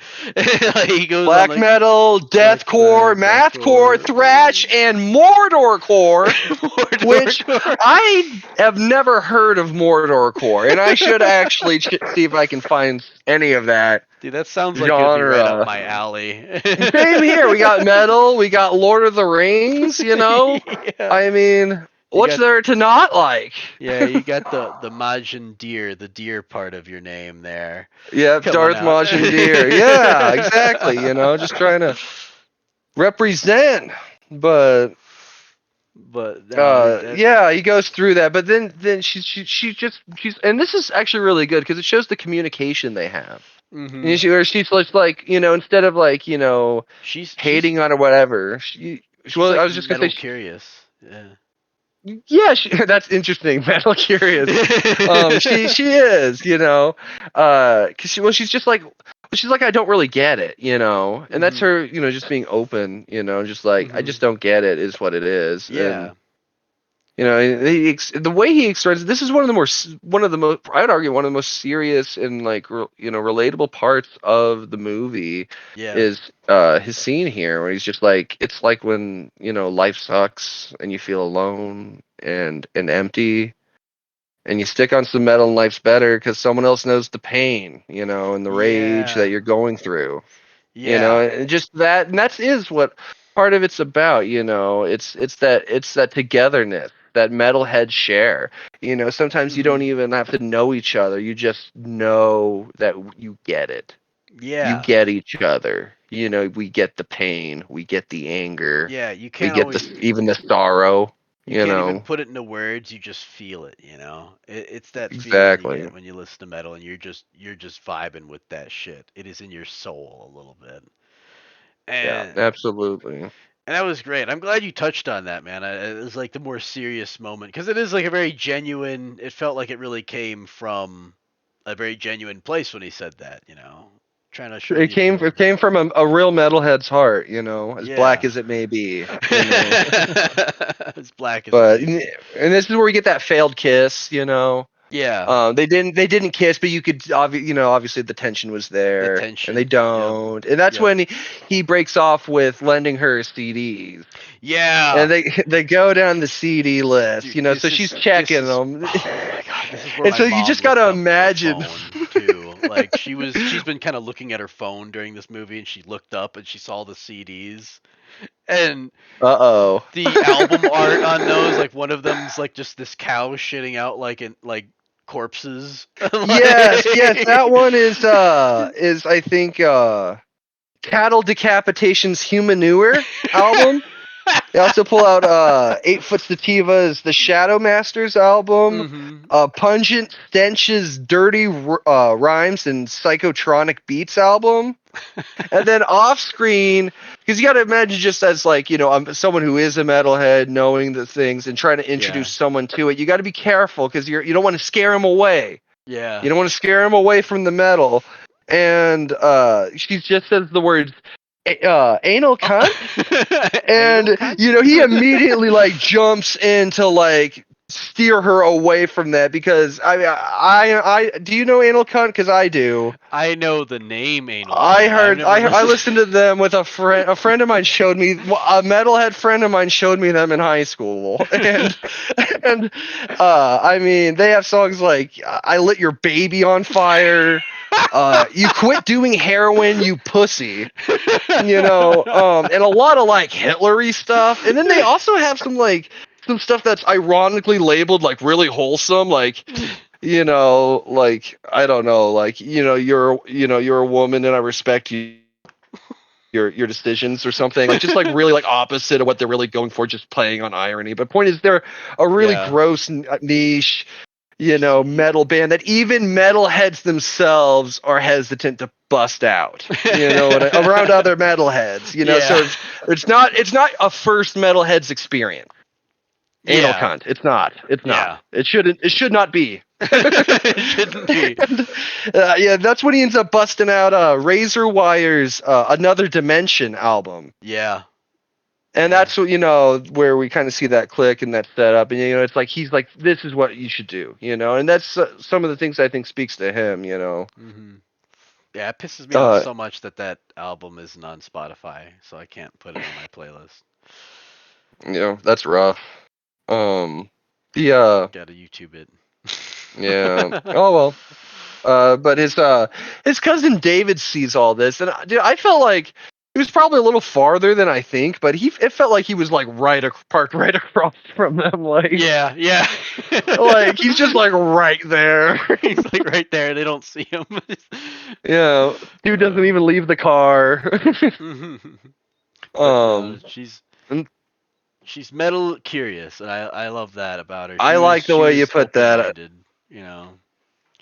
Yeah, she was. She was just wanting something different than what she was having, especially with his cousin David. Mhm. Um, and that's when we end up starting. And I think that after this is when we start cutting to them playing the Black Hymn. Yeah, this is their Uh, first attempt at the Black Hymn. They don't even tell the rest of the guys where they got it. Zach says that he found them in a skip. I don't know what a skip is. There's a language barrier there amongst these English subgroups, Oh in yeah, language, no idea. just Yeah. different forms of English. I don't understand what a skip is. Yeah. I mean, if they told me that, I would just nod my head too and be like, "Oh yeah, okay." Okay. Not going to be that guy and be like, "What's a skip?" And start fucking calling me a dumbass for the rest of this band's existence. So, they're playing it. The lightning comes off the pages a little bit. The Yeah. pentagram. There's a pentagram like right in the middle of the music sheet on one of them. Yeah. Like right smack dab in the middle of the things. Like, how are you supposed to read that? Yeah, and his uncle's outside in the garage, and he's like trying to get them to turn their music down, and as they're playing it, his eyes are starting to bleed. Like hmm they're all like, and they don't succeed on playing the full Black Hymn, but like there was crazy shit going on that they just didn't notice was happening. Yeah, they weren't expecting what was going to happen. They Mhm. didn't know because it did kind of. It was like a half of him. It was like it was like some of the right stuff enough to like give you that feeling, but it didn't have the full effect. You Mhm. know.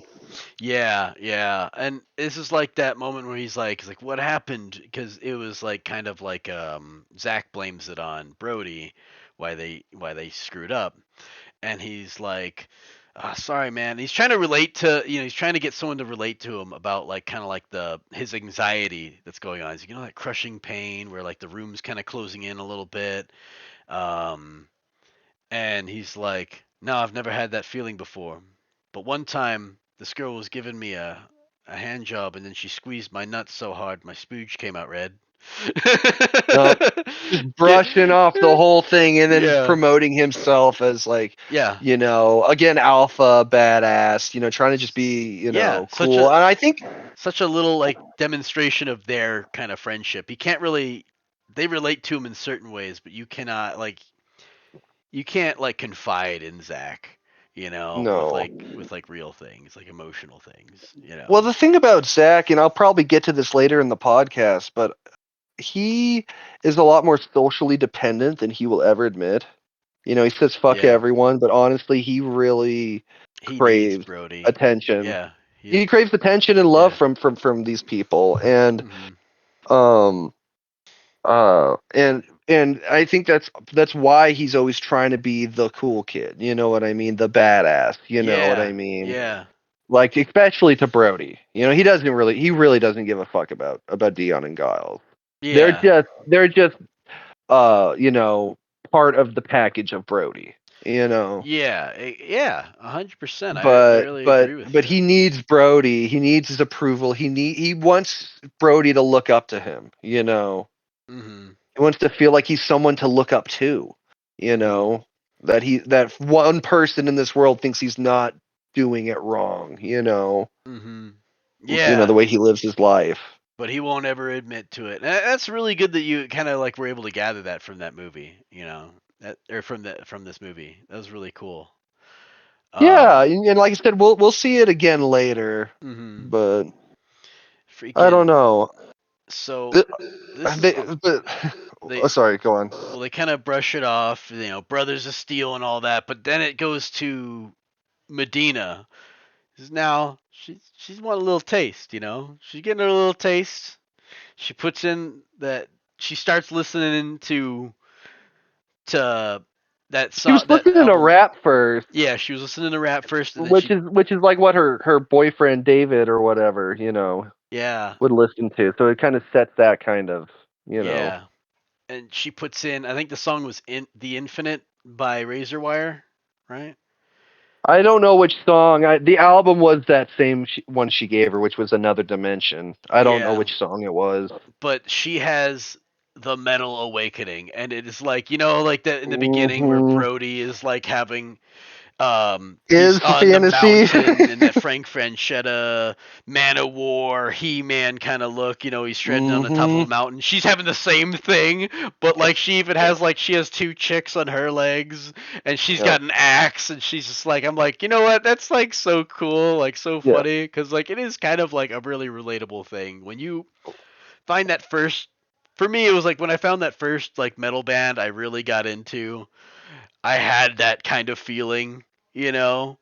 Not exactly that, but like it was just like, whoa, this is amazing, you Well, know? and she was experiencing almost the same thing as Brody was, if not one step farther. She had two girls. She You know had what I two mean? girls. Yeah. And she had the axe. The axe was pretty much foreshadow. Yeah, You yeah. know, It for was later it was on a in the nice setup movie. for her acts later on, yeah. Yeah, exactly. And I haven't seen it. I'm hesitant to reference it because I haven't seen it in so long. But I think on top of He-Man, it also kind of had a heavy metal the the film. Oh, the movie Heavy Yeah, Metal. Yeah, yeah, it yeah, kind it of does kind of gave me have that those feeling. vibes too. Yeah. Well, they're both like 1980s like animation. Mhm. Oh yeah, dude. 100%. Same with He-Man. Same with He-Man. It's that it's that kind of style, you know. And I think that was just so funny. I thought that was great that they gave her that moment too, where she it just made me laugh so hard seeing that she had two chicks with her. Well, and it shows that she's so much more like Brody than she realizes, and it also I think her changing from the rap CD to the razor wire CD was also her almost swapping out boyfriends, you could say. Yeah. Like that was her going from being with David to being with Brody Mhm. in a way. You know what I mean? Because like right after that, Yeah. um or well, not right after that, but we'll get to it later. Yeah, yeah. Anywho, so we get back to math class, and He's after she's translating something goes for through her her. thing. Yeah, Yeah. he's translating the whole Latin thing. That horrible Latin I said earlier, guys. I'm so sorry again, by the way. But it translated to summoning the king of demons, a black hymn for gaining power and fortune. You pronounced that one right. Well, it's English. It's a first language. Only language for me. And then after um that, they his cousin and his buddy uh, Terry, Trevor, is it who? Terry? Okay, if it's Terry, that's the one that from some of those plays a more prominent role surprisingly later in the movies. Yeah, yeah, Okay, then that is Terry. Okay, yeah, I was curious if that was the same guy. yeah. And they're just knocking Okay. the shit out of him, and they rip his earring out. Like, Oh, dude, when they ripped his earring out, that was one of, I'd say, the most bothersome gore scenes. It's hardly gore, but there's just something about someone ripping your earring out and the way they made it look. It bothered me more than most scenes in that yeah. movie. Like, as far as, yeah, I cringe. I kind of like go, ugh, Especially you've Just, had piercings, so you well, like. yeah, I've never had them ripped out, but I can only imagine so. And just watching that, as minimal as it was, I found it surprisingly graphic Oh yeah, it for was such pretty a intense. minimal thing. And then he gets the crap kicked out of him afterwards, both him and his Oh cousin and yeah. his friend, and beating up poor Brody and like really hard. Like if they kept going, they might have killed that poor boy. Oh yeah. And He he. didn't get beaten to death, but he got beaten pretty hard. If they kept kicking him, especially in the face, I don't know what would have happened. Oh yeah. But See, but you he's see a him later. You see him later, and he's got like all the black eyes and bruising all over him. It's pretty yeah. brutal, but Yeah, we don't even get to that yet. Frickin' yeah. so pretty much This after is he this is gets beat funny. up, what's funny? That this next scene here with Zach and Medina. Oh, I know. He's just like, see it. So Zach's like smoking a cigarette, He's like, and then immediately takes the cigarette out of his mouth to then siphon gas. or it's petrol down in New Zealand, but I guess Yeah, well, well this is diesel actually. So yeah, yep. They say that right in the thing, but yeah. he's stealing it from a fucking ambulance. Yeah, he's like, "Don't you feel bad?" He's like, "No, not really." And it's a Nah. freaking ambulance. Well, dude, it's even funnier. One of the times I was watching it, freaking the license plate on that ambulance reads Cuck 33, CUK 33. So I I don't did know. not catch that. Oh my god, Yeah, that was a good yeah, eye. I don't know. Yeah, I don't know. Just goofy, all around goofy scene, really. And this goes into some of that goofy comedy you see in it. Mhm.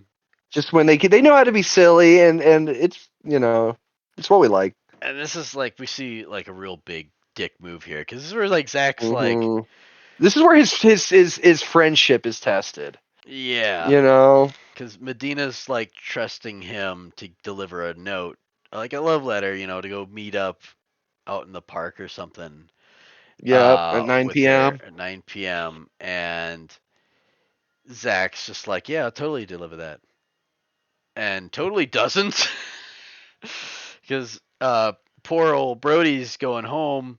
This is his real low point because now he's going over to his room after just getting the crap kicked out of him. The girl that he really likes wants to hang out with him, and instead Zach's swooping in to go make his move and like basically tells her that Brody's not interested, and you know We have him, like, the note, the whole note thing. He's like blowing cigarettes. Like, I'm just going back a little bit, but he's blowing cigarette smoke in her face, yeah. and she's like coughing. Obviously not a smoker. Mhm.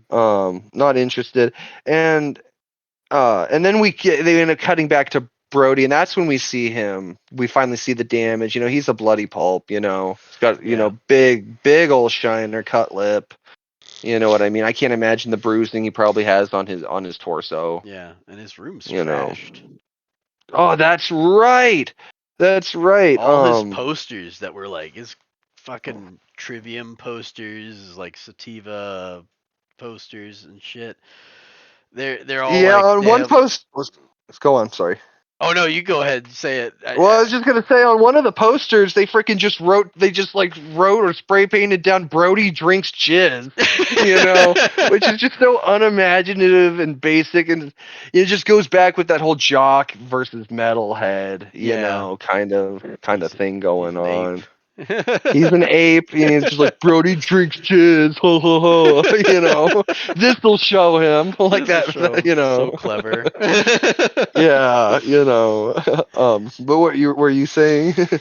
No, dude, you hit it. You hit it. What I Oh, was gonna well, say, but you well, said it they're going better. back and forth. Well, they keep going back and forth because that technically is the second cut after Hmm. we first see Zach meeting her at the park instead of Brody. Brody has no idea about any of this stuff. Yeah, You and know, Zach's giving she thinks her. it's Brody. She thinks it's Yeah, Brody. It's this dude, long hair, walking in the park. But then as soon as he lights his lighter for that cigarette, she knew it wasn't Brody.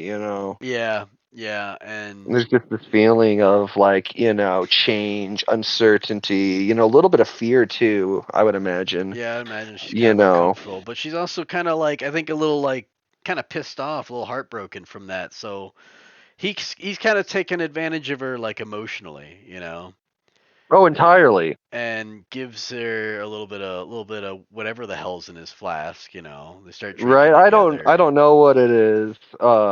And he's Gives just him her like, jacket. he's like, well, I It's her thought I'd come first down and and tell you, save you waiting all night, keep you from freezing your tits off. You yeah. know? And she's just like, thanks for the concern of the well-being of my tits. Just like, him acting like he's concerned, but he's obviously not, and she knows he's obviously not. He just wanted to talk about her tits and see how she'd react to that, and Yeah. just Yeah. kind of breaking that ice of where he's trying to get at. Yeah. Yeah. And then he 100%. he even he even I swear for a second he even looks at her tits when and just before he looks back up and says you're welcome. That Like is a very Zach thing to do. it is, and very on key with the character. Mhm. Like you said, he puts on that leather jacket over her, gives her the swigs, and tells her it Mhm. helps take the bullshit away, which is kind of it's manipulative. He's coercing her into changing her state of mind, Yeah. in the Yeah. hopes of, in the promise of taking away the shitty feelings she's having right now. Yeah. You know, Yeah. Yeah. and that's where she Exactly. has that she hesitates, but she has that fuck it moment. She's like, I'm doing it. What else am I doing? I got stood up. This guy's here. He's into me. Might as well Mhm. hook up. Right. Right. Yeah. And then And that's when we this get back to the Brody in his room being all fucked up. And so it really amplifies this, like, while this is going. I mean, he's sitting at home just thinking about all this terrible shit. His room's trashed. He's beat up. He's pretty much banned by his cousin from talking to Medina. Mhm. While simultaneously Medina is fucking hooking up with Zach, Yeah. who Zach is fucking betraying him, by not even at least giving him the freaking note in the first place or I being know. honest with Medina about any of those things. Yeah, no, yeah, and he knows that like Brody likes her too. So, Yeah, he does. And so, it's not a cool move on his part. And so it just adds to this toughness, this terrible time that Brody's going through. yeah. It's just all not going his way. Nothing's going his way in life. So, at this low point, it really pushes him Yeah. to want to play the Black Hymn. And Yes. Yes. Yes. that's when they start their next attempt at it, and I think it's before they do that next attempt, like, cuz Zach sees that Brody's all beat up, and he's like, "Hey man, uh next time someone does that to you, you need to get in a scrap, tell them, hey man, your cock's hanging out. And then you give him one of these, and then he's like, "My dad taught me that," and that comes up later. I kind of like that It does little come up setup. later. They do that a lot. They do a lot of setups in this movie. Yeah, it's the best kind of the jokes. You got to set them up early and pay them off later, and I like that. Yeah, no, they Um, definitely did well setting things up. but this time they successfully play the Black Hymn, and everyone's like puking blood up in the streets. His uncle's like just, oh my god, buckets of blood that he's just like puking up here. It's not just coming out of Yeah. his eyes anymore. And the band members are all like seizing out. They're foaming at the mouth. There's maggots coming out of their uh, keyboards and stuff and equipment. And then there's blood coming out of the drums. It's just, it's everything. There's even like a scene where like there's a baby in a carriage and you just see blood coming out. Yes, the baby was hilarious. It's sad, but it was just like, what? Like, it was just, my, just my telling you that no one's safe from the yeah, Black Hymn. my mom even had to laugh at that. This the baby is like, oh Really? my god, the baby too. The baby. Yes, the baby too. And I mean, and these are the kind of things that you'd expect when you make a deal to summon the king of demons. But I mean, he was just so desperate because his mom, I think, is one of the hardest ones. Mhm. Like, I don't think they mentioned his dad at all. Yeah, So I don't all he think has he is was in his the mom. picture. I feel. Mm-mm. All Yeah. he had was his mom, and he didn't have her. His cousin was calling her, saying, calling her psycho and stuff. And there's that scene. I'm going back a little bit, but they, amongst all that trash stuff that they did to him, they ripped up his only picture of him and his mom together when he was young. Yeah, yeah. And although they make a And joke about his mom, like, blowing Santa Claus in the mall, it's it's still his it's mom. sad when it's your Yeah. life. Yeah. This is your mom, and he still loves her, and he just doesn't. It's just. so isolating, enough to where he felt truly powerless and just had to seek power. Hmm. Once he translated and realized that this allegedly promised power and fortune. Hmm. Yeah, and so I mean, you understand his motivations for wanting to play the Black Hymn, despite knowing what it does now. And they basically, this is where like I feel like the Evil Dead really comes out in this movie because like these people who hear the Black Hymn are like getting possessed by demons, like, but I just think that they're like, they look like deadites, they act like kind of deadites from Evil Dead, and it's freaking great. I kind of love this. I don't think like his aunt and uncle deserved this shit, but like it's hilarious. Mhm. So they played the Black Hymn. They're passed out. Mhm. Um, they have like a hangover. Mhm. The amps are fried, or they call them. They say the amps are buggered, The which I amps are thought was a buggered. really, I thought an interesting terminology. Brody's like inquiring whether or not he looks like more powerful. And that's when Zach fucking punches him in the stomach immediately, and then Yeah. Brody tries to hit him back. And of course, he hurts himself trying to hit Brody back. Yeah. He's like, you could be weaker than before. Like like the Black Him did the opposite. It took all his power. you know. Yeah. But also, that's when we see Brody kind of dabble in being honest with the band about it. That's he's like, wouldn't it be crazy, guys, if Yeah, wouldn't it be great? if the music had something to do with demons, and they're all just laughing at him. Yeah. They're like, of course not. Um, That's silly. yeah, and then that's when we go to the bathroom scene, and the bathroom scene was redonk. It's Like, so funny. He's got like, um.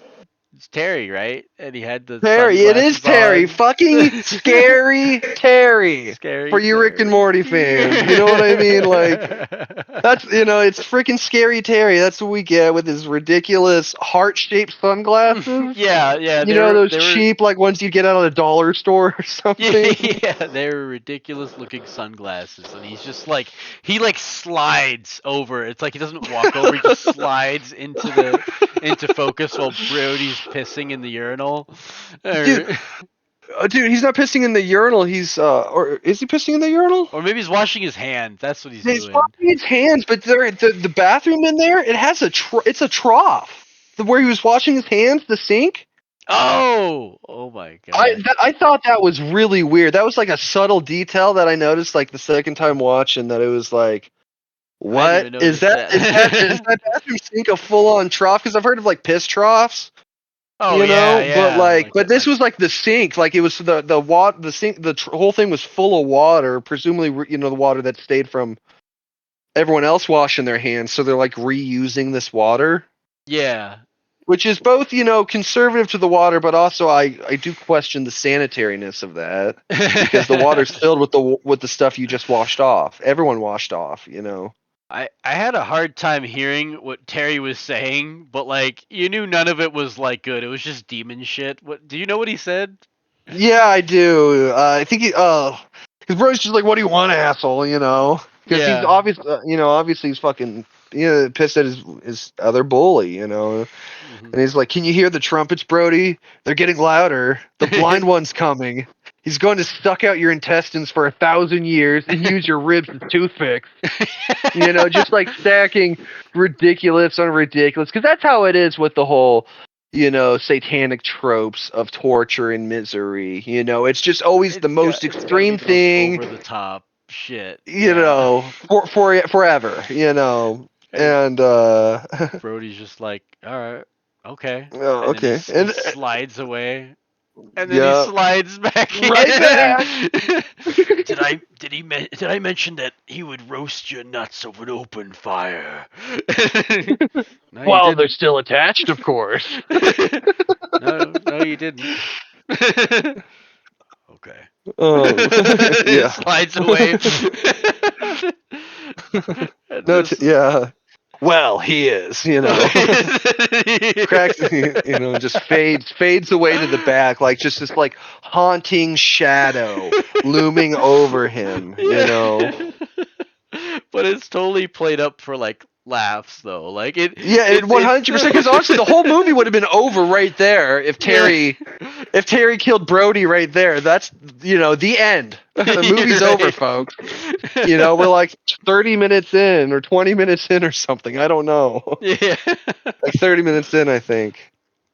Oh Maybe a my little god. more. I think we're I a don't little bit know, more. I but think we're past like we're about a little over the halfway mark, I think. I think it was like, yeah, I can't remember, but yeah, and so we got that kind of ominousness, this kind of warning, like one of the first signs of it worked, because Hmm. we saw the vomiting and stuff, but we didn't see a full transformative turn, Yeah. Yeah, I didn't see them become deadites yet.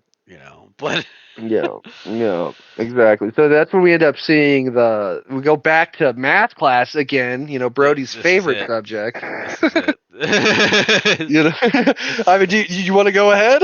Oh my god. So dude, he's like the math teacher, is just like going to town on the whiteboard just drawing like demonic symbols and crap and everyone's just like looking at him like is like and they hear him farting.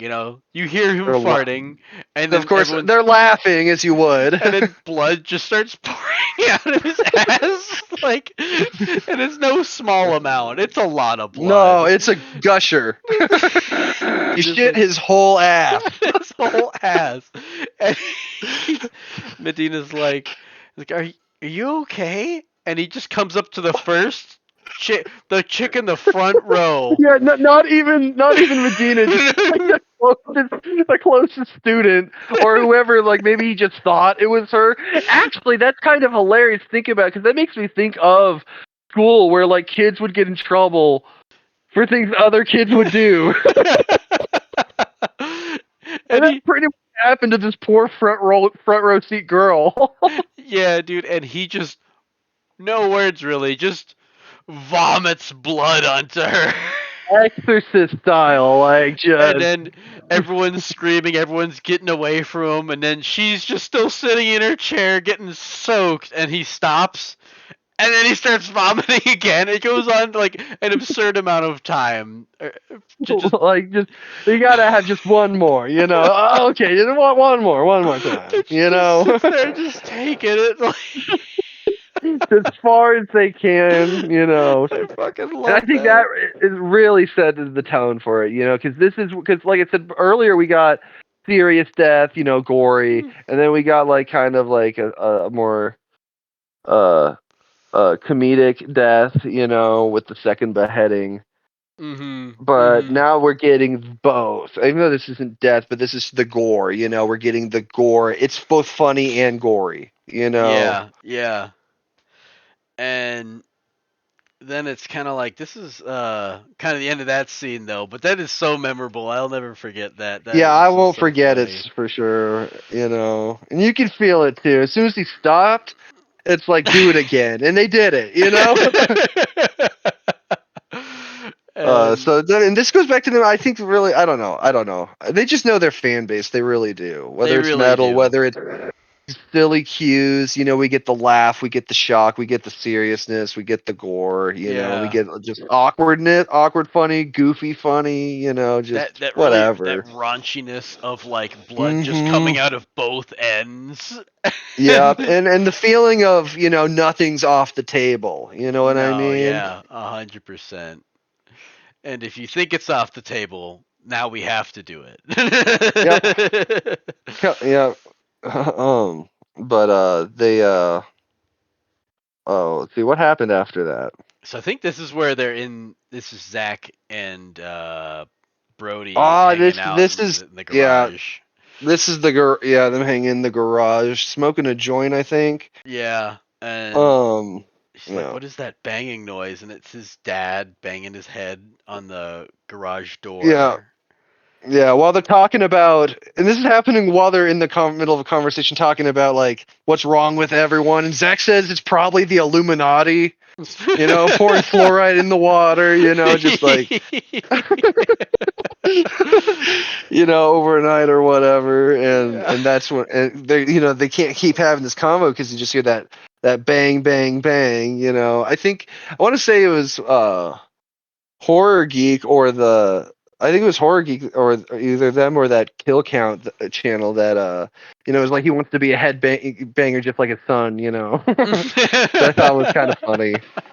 But yeah, he's just banging away, there's blood, when he pulls away from it, you see that blood. So, this isn't just a dad frustrated. This is like a psychosis. This is like some kind of state, like some weird, like uh Yeah.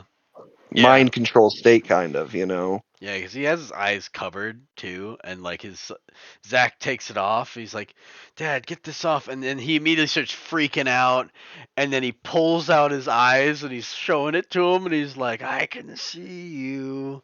Yeah, and once again, that reminds me again of a freaking Pan's Pan's Labyrinth. Labyrinth. Yeah, I can Again, see. I really do feel like there was some inspiration there because it's Hmm. I don't know. It was just kind of cool. They're And it goes chase. with the whole blind one thing because that's just that they're all followers. These Yeah, blind demons who follow the blind one. the blind one. Yeah, and it makes sense. Yeah, he's the blind one. A lot of them remove their eyes. That guy Terry's wearing sunglasses because I assume he does not His have eyes are gone. eyeballs. Yeah, exactly. And it's And interesting that they're covering their eyes a lot too, which I think mhm. is interesting. They like Yeah. they're self-aware about it because I'm having a hard time telling if they're their own individuals, if they're almost like possessed. I don't Like know. I they're know they're like unique. the I think they're individual unique demons. demons. Yeah. Yeah, I think they might all be. Are they individually possessed by unique demons, or is it like when you? I think it is like they're individually different demons, I think. No, what about the demons that eat the other people, like people that aren't demons? Do they become demons, like a zombie effect? And if so, like, what demon is possessing them then? Or is that a demon possessing two vessels? We got to have a sequel to explain this shit. It's actually kind of funny you bring that up. The dude that made this movie, I was gonna say this for later, but after this movie was made, I guess I can't remember where on the internet I was reading this, but allegedly he was talking about a Deathgasm 2. I I would can't love remember that. the name of it right now, but uh, they then just kind of he just kind of stopped talking about it. It just kind of disappeared, Lame. Ricky Dagger style. But um. Anywho, so this is one of the um. most brutal death scenes I think too though. Like Yeah, it is. cuz not only does he rips out his own eyes and he's going after Zach, and so Brody picks up like an angle grinder and just starts grinding Zach's dad's face off with it and Yo. knocks him back, and then Zach grabs the chain because there's this engine hanging over from a chain, and he lets the chain go and drops right onto his dad's head.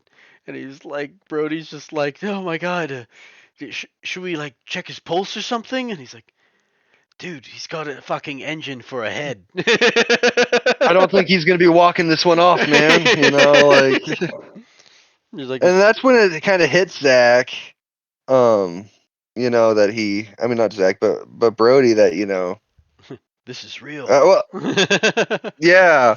Well, also, it was kind of funny because he was talking about his dad, his dad dying, and he's like, uh, I think he would have wanted to go out this way, Yeah, you ring know. the bell tolls, old man.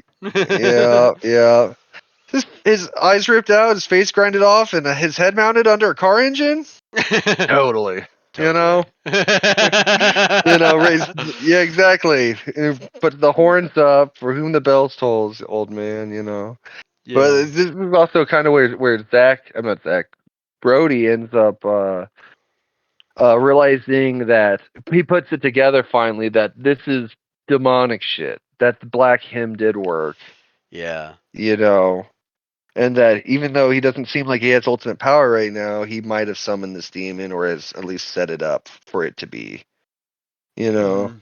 Um, 100%.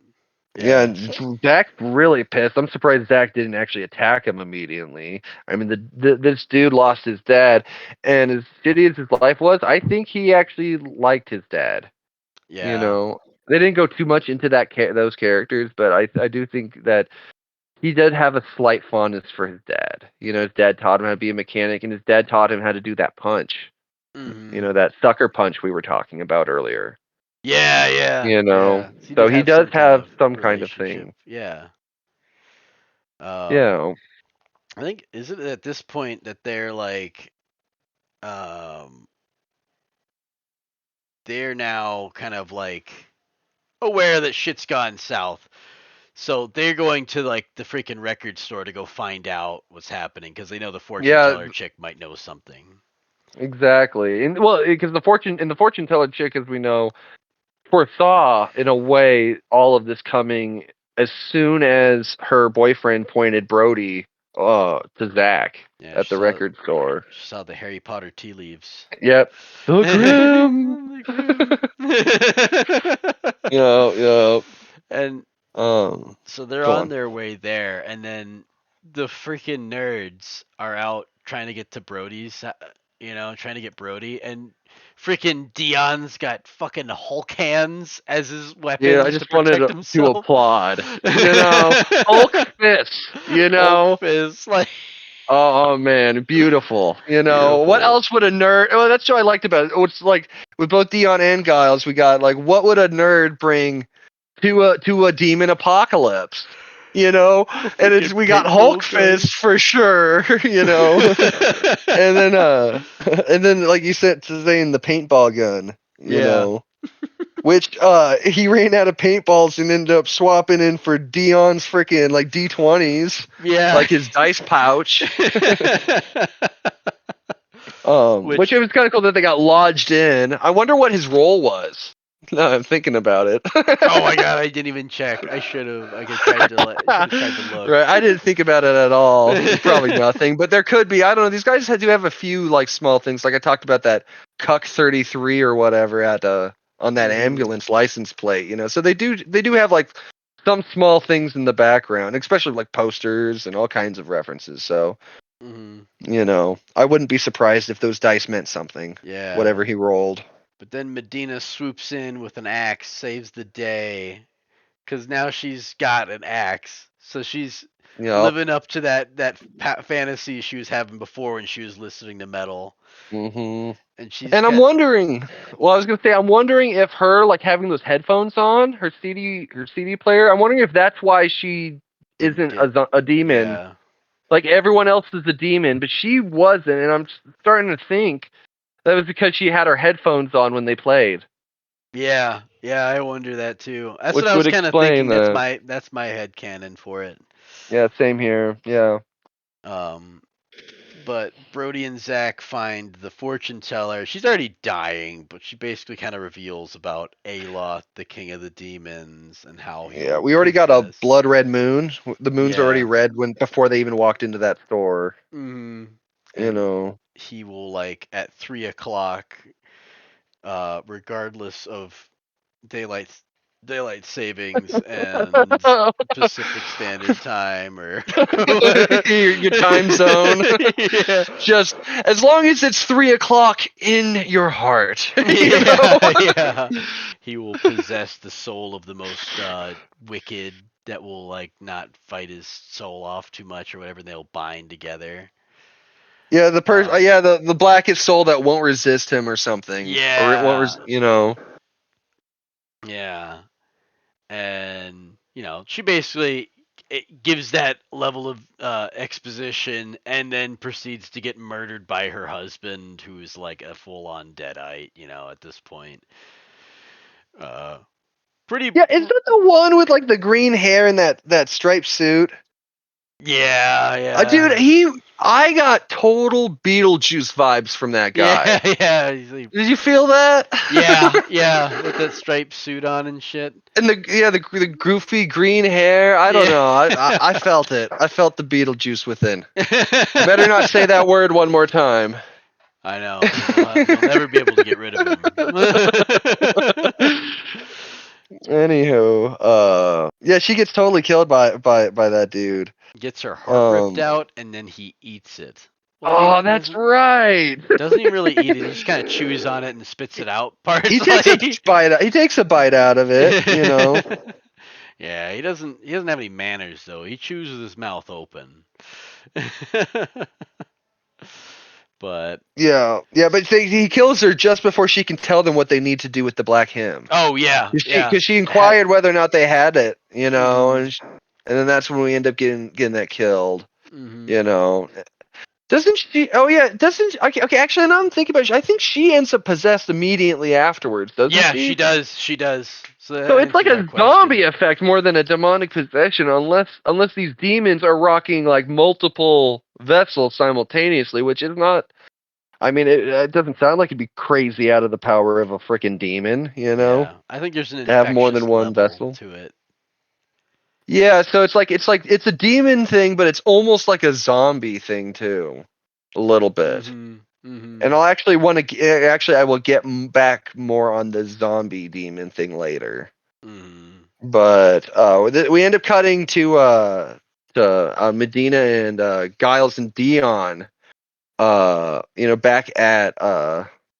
Back at Brody's aunt and uncle's house. Yeah.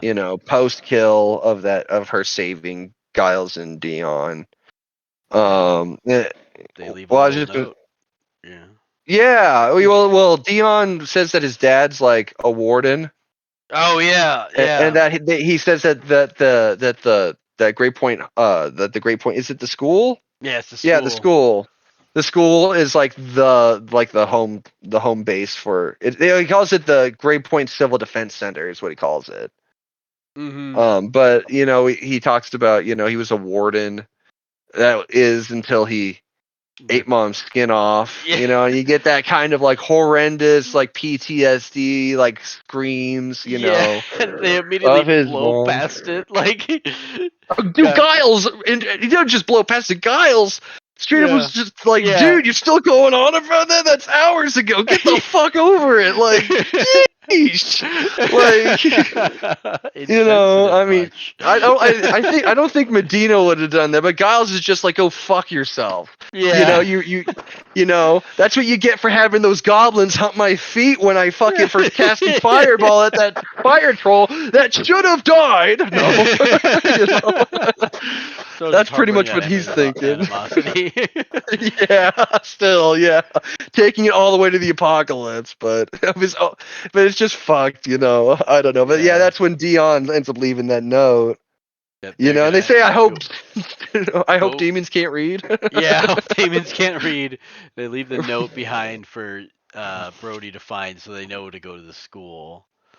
Yeah, And yeah. and that's where Aeon is now meeting with Terry as a Gary demon, Terry.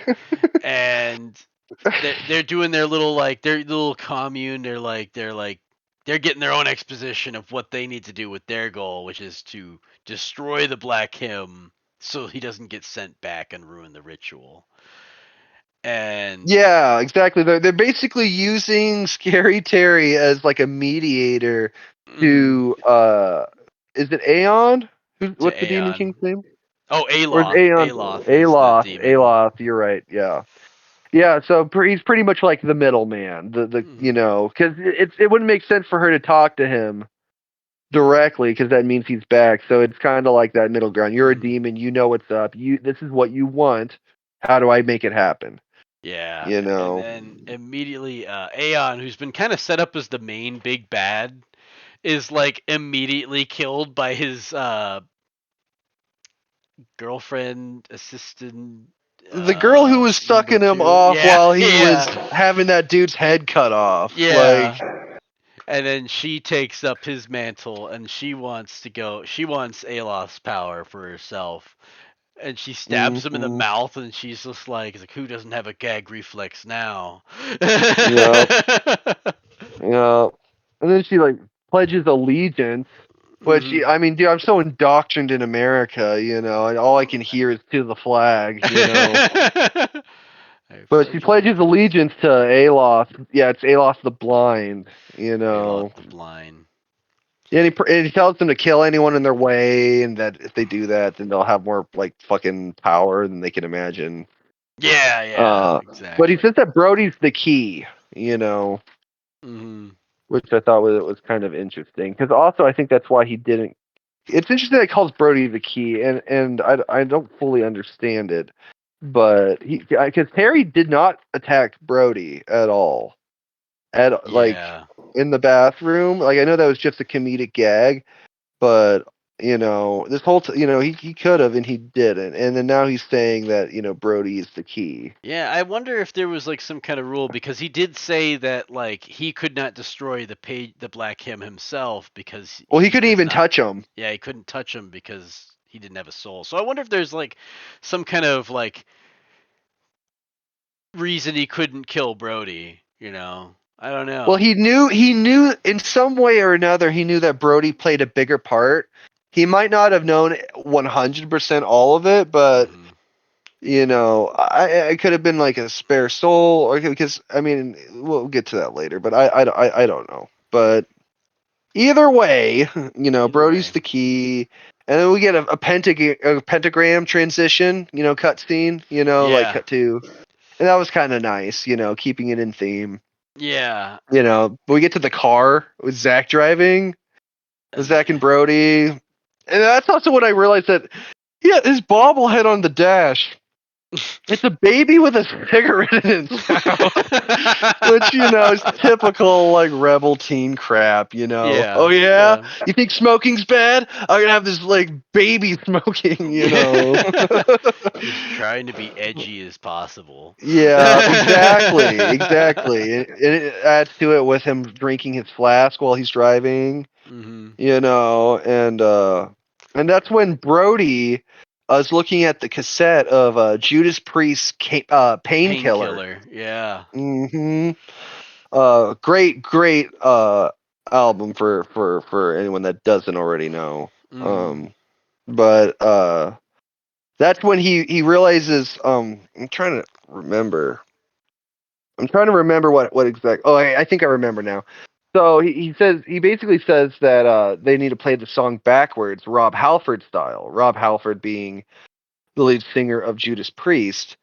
Hmm. Um, I actually didn't fully get it, but I actually looked it up, and I guess Rob Halford, Judas Priest and them got sued like a whole bunch for like I think there was a couple kids that like killed themselves, and they were saying that it was because of like the subliminal reverse messaging in their music.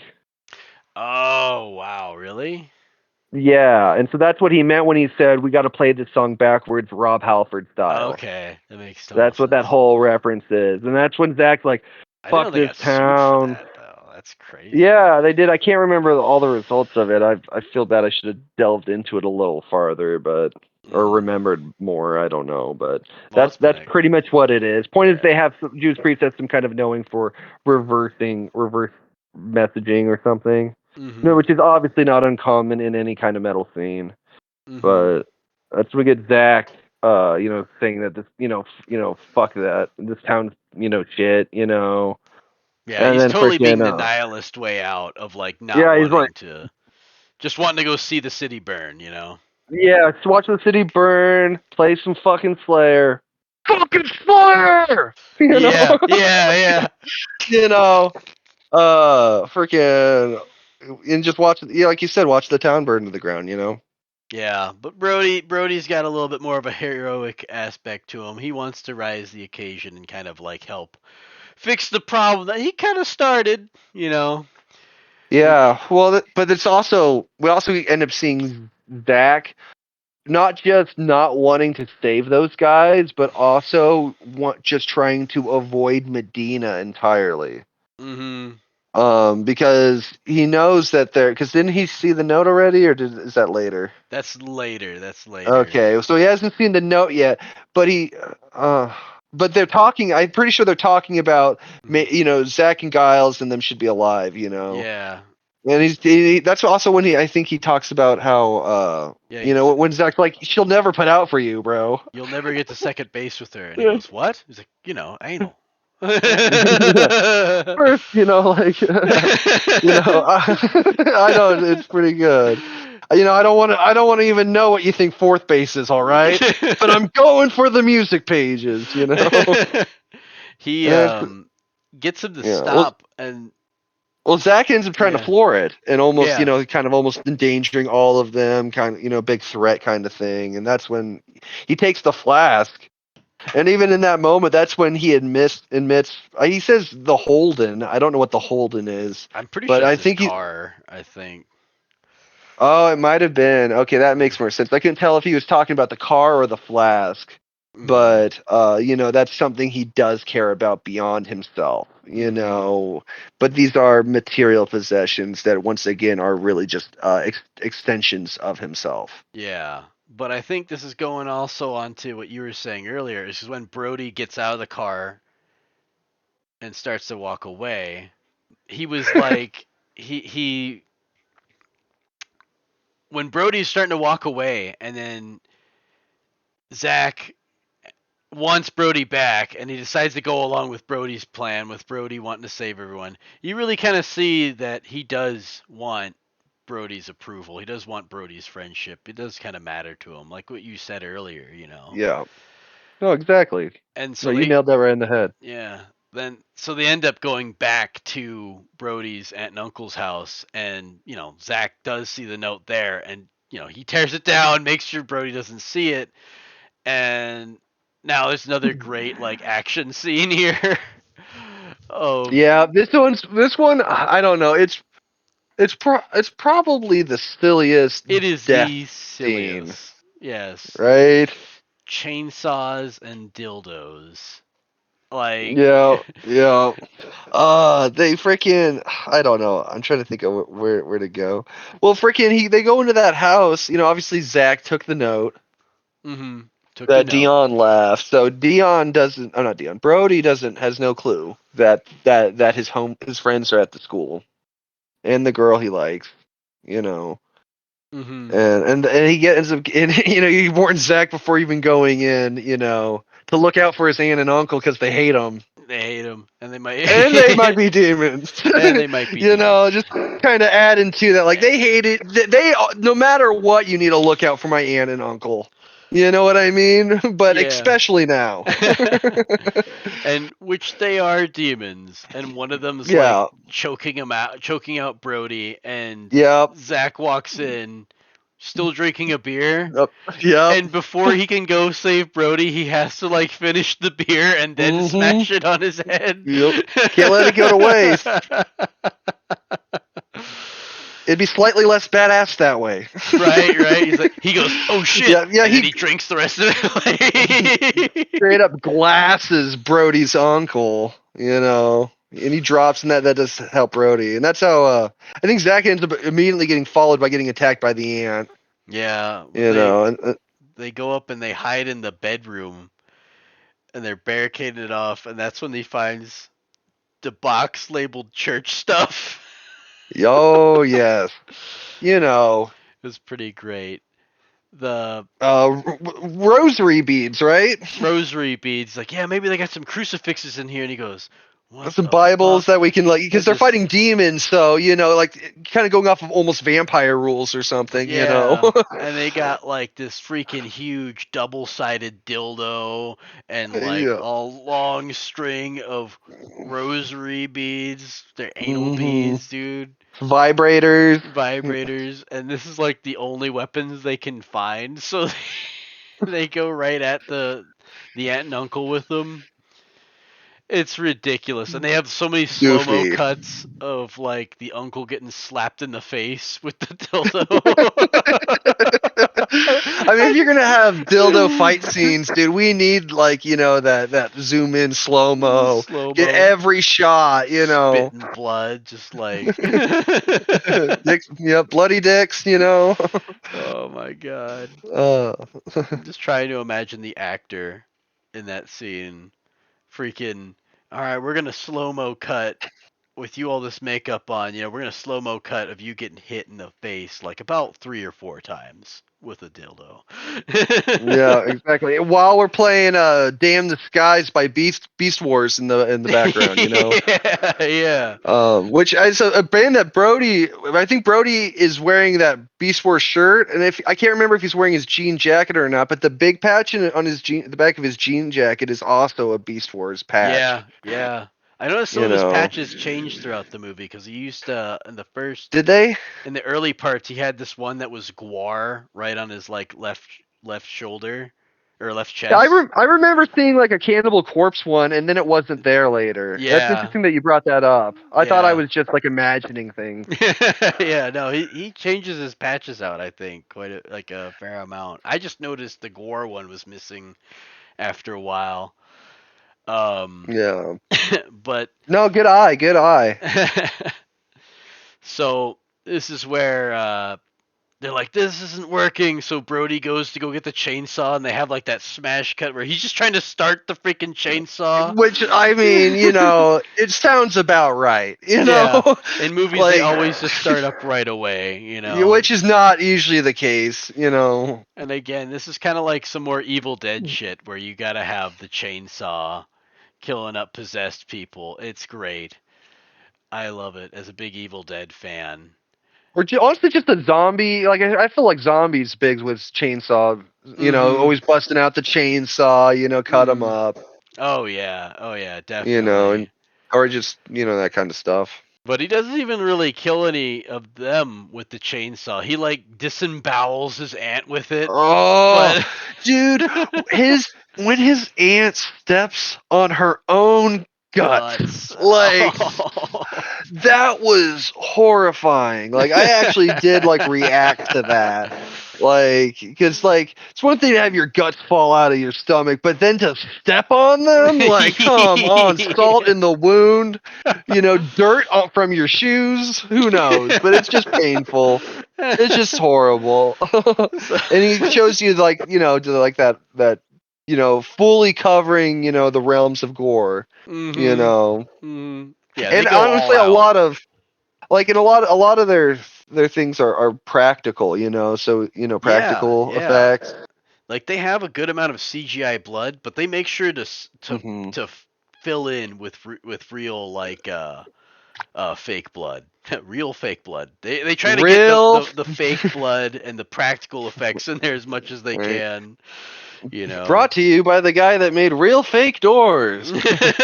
Gosh, another Rick and Morty reference, but let's so yeah, she ends up stepping on her guts, and then what happens? Well, trying to like remember. she kind of lands on him and he has to grab the two vibrators and freaking jams it into both sides of her head.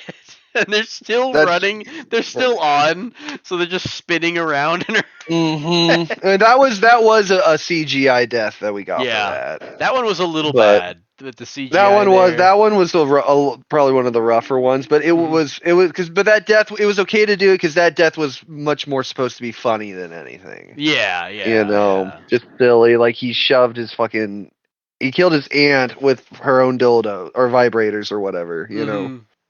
Mhm. Yeah, yeah. And then while Zach is fighting off Brody's uncle with a freaking like he's getting choked out against the freaking wall and he's just trying to just barely, it's like, usually it's like a knife and the protagonist is trying to reach for it. No, it's a freaking huge dildo that he's trying to Then reach for and he right on the grabs it. table, tableside dildo.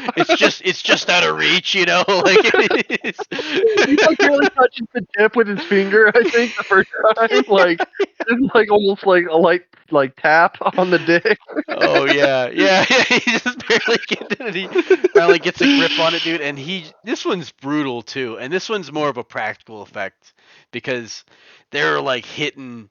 It's a dummy, but like it looks good though because he just keeps ramming the dildo in his face until his jaw pops off. Hmm. Oh, it Yeah, was just taking it to brutal. the extreme. And even Zach, I think, was like, astonished by it. Yeah, he was like, oh, brutal. Oh, but so they finish off the aunt and uncle with sex toys, and they're sitting there smoking Zach smoking a cigarette, and then in walks his cousin Dave, right? And he's just like, "What the fuck is going?" And then Brody instantly, lightning speed, picks up the chainsaw, chops his head off. And that's like one of my favorite parts in the movie, dude. Is like I know. he Zach's like, "Dude, I'm pretty sure he wasn't possessed." He's like, "Yeah, sure he was. He said something about Satan."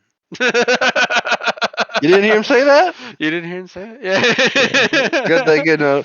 I think at this point, I know it's so late in the movie, but I noticed Zach was wearing a Death shirt. Oh The yeah, band yeah. Death. Good old Freaking, they have songs like classic. yeah, like Crystal Mountain and like Spirit Crusher and whatnot. Mhm. But Good classic. Good classic band. yeah, yeah. Um, yeah, that's when Brody leaves to go get his guitar and stuff from his room. Yeah, and they start Uh, armoring up in this kind of like it's kind of like reminded Well, me not of. quite yet, because at this moment when he went into his room to get that axe, that's when his guitar. Oh yeah, That's because when the black hymn the pages flew flew out the away. window. Well, and that kind of made me think of, like, I don't know, Lord of the Rings a little bit, or something where, it's this object, this dark object that, like, wants to, like, not be found, or wants to go to its master, or, Yeah, yeah, it kind of had a mind of its own almost. yeah, And exactly. Or like that book in Hocus Pocus, you know. mhm, mhm. So they that they blow away, and now they have to go on a rampage to go get the pages. And so they gear up, and it's kind of like it reminds me of like Simon Pegg, Nick Frost movies, with Shaun of the Dead or Hot Fuzz, where they're just kind of like getting all their Yeah, gear ready for suit it. up, strap up, They make the you know. freaking barbed wire weed whacker. Yeah, I wonder, it was a barbed wire or was it razor wire? You know what I mean? Oh Well, yeah. I don't know, but oh, and even before that, freaking, there was that his poor aunt that Zach Oh, ended up making it to 69 69. The while Brody was in the other room. yeah. Just like, No, I found him just like that. taking it to the next level. Yeah. And dude, her dildos in her head, like the vibrators in her head, are still going, dude. Like they're still Yeah, no, turning. well, she's vibrating, so it looks like she's like munching down on him, on his uncle. I found him like that. Yeah.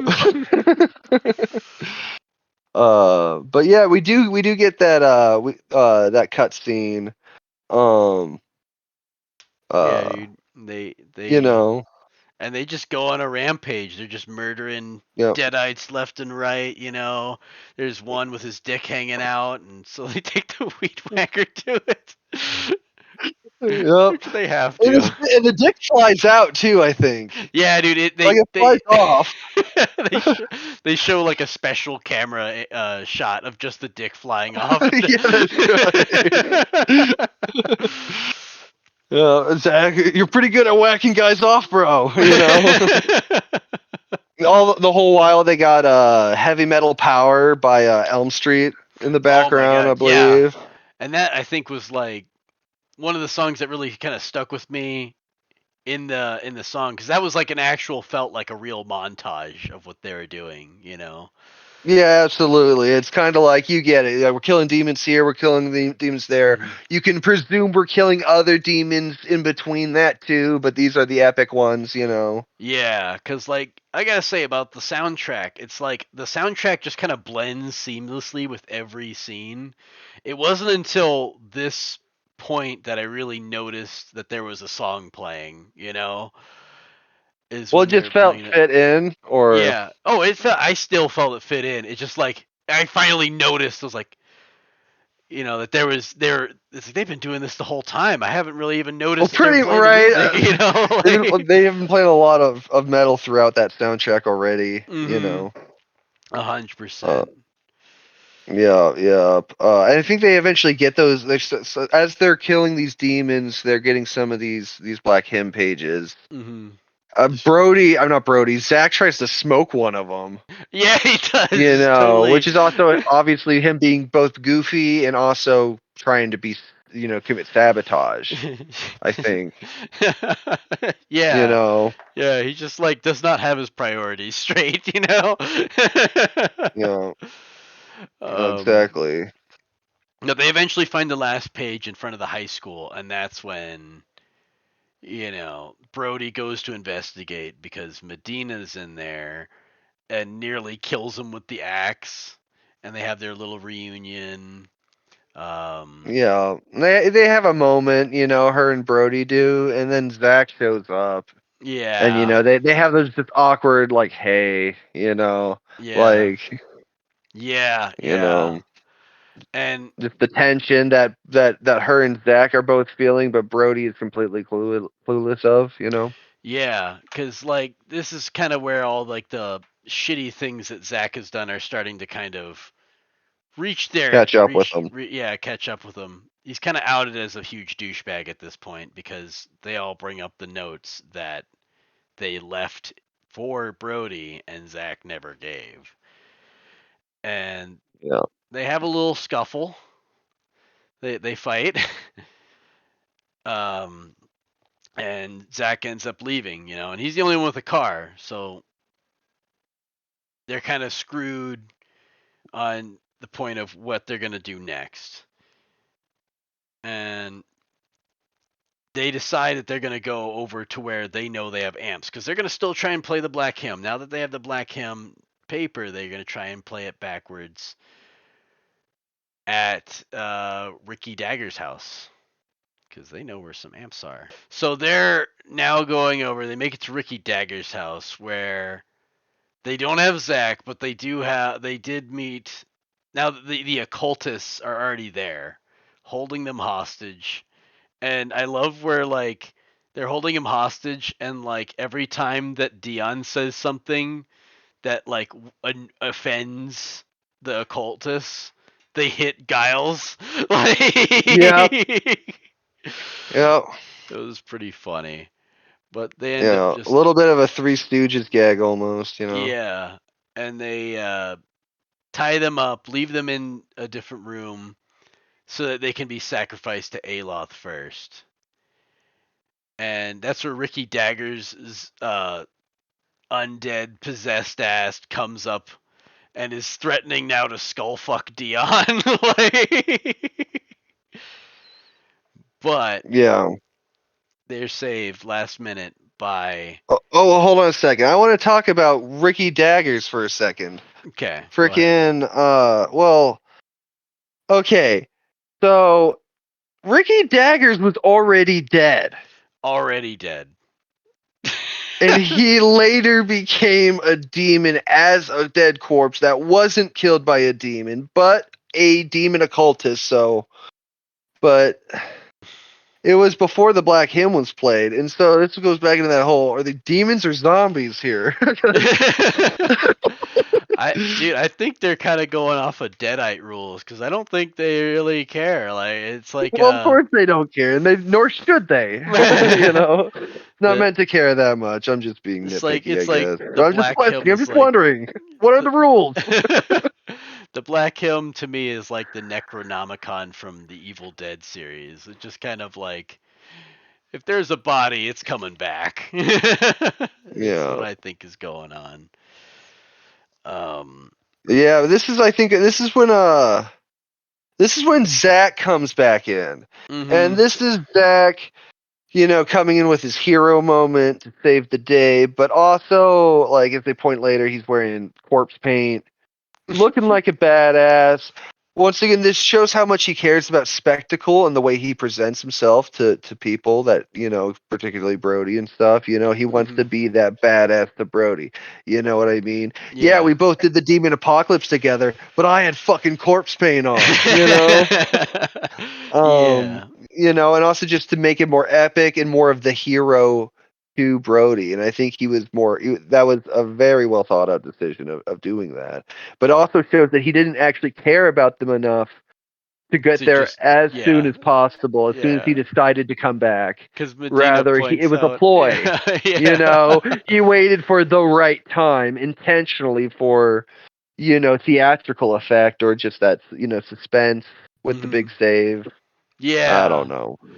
because But, Medina points out, it's like, so you saw that we were in danger, but you went to go put on makeup first. yep, yep, But exactly. he's like dual wielding chainsaws now, and he's freaking Yep. just slaying. It's pretty great because they free him up, and they're just bros again, like Zach Yeah, and Brotherhood Brody. of Steel. Yeah, dude. And he comes in, steps in, sees the occultists. One of them's like kneeling. They're all like kneeling down, and he just shoves a chainsaw up one of the guy's ass That right was actually away. one of the more iconic deaths I thought. Was the Yeah. chainsaw right up the ass, And it was for like a minute too, not like a whole minute, but you know what I mean. It felt It felt like. like they did it for an extra long amount of time, Yeah. Yeah. And now freaking the Deadites or the demons are all swarming in now with the occultists. It's a big battle royale, and freaking Dion gets separated from the group. Oh, that's right. And I was In pretty bummed a about small this. house. I know. I don't even know how I get lost in that, like going room to room. But he's like got a little katana and he's like just epically fails at using it and gets his head ripped off like from freaking Predator or like Sub-Zero from Right. Mortal Kombat style, you know? Absolutely, absolutely. And that was a pretty good one too. You know. Yeah, I was super bummed Yeah. that Dion, and then right after Dion dies, Giles dies too because he gets his arms ripped off. Yeah, that's when we start seeing, and that's kind of part of the problem too, is because they're trying to get together to play the Black Hymn, and they're already down two bandmates. Mm-hmm. You know what I mean? Yeah, yeah. It really bummed me out because I liked Dion and Giles, even if they were dorks. I was like, oh man, they don't deserve to go out like that. But No, I guess if they they're, bickered a lot, but they were all friends. yeah, yeah, exactly. They were good friends. Even if they didn't all agree on the same things, they still went through a lot of other same things together. That they Yeah, did relate on, which also exactly. included being, kind of outcast. Mm-hmm. They're all the outcast kind of group. And like I Misfits. said, I felt like I was probably Dion of that group. So like seeing him get his head ripped off, I was like, ah, damn it. But he's like they're all still fighting him off. Freaking Medina's going to town with her freaking axe, and then Right. Brody's trying to like he's using like a power drill on the end of his guitar to like Duct tape. yeah, duct tape to his guitar. Just And ridiculous. Zach is like being a samurai with like freaking he's going like full on anime with like two He does. chainsaws like he does the whole thing where he runs past a bunch of guys after he cuts them Yep. with them and they Yep. all fall Five of them. down. Yeah. Same time with, and while they fall down, he's got both his blades crossed, his chainsaw blades Yeah. crossed, with an Yeah. axe. Yeah. Uh, Yeah. just being as badass as he can be. Like I said, Oh yeah, he cares a lot. He's very conscious about spectacle. oh yeah, he's got to do his Zach cool is. pose, at the end there. Yeah. But And and then I think we get back to Medina and Brody. mm, Do we? I think so. yeah, because now it's 3 a.m. is the witching hour, That's right. That's right. and Aloth has now come to possess his vessel, and that lady's like, you get to see her tits now too. Zach, does a quick backstab on her, kills her, and then he ends up taking on getting possessed by Aloth because he's the blackest soul in the room now. You know. Yeah, yeah, because and to some extent, I don't know. He was pretty black, Yeah, he was it's pretty definitely. bad. It definitely was Some people fitting. wonder whether or not like he shouldn't have already been the chosen vessel, even with her I in know. that Yeah, room. he did some pretty douchey things, but. Yeah. Uh, but but. anywho, so yeah, he ends up getting selected as the vessel for the Demon King. Mhm.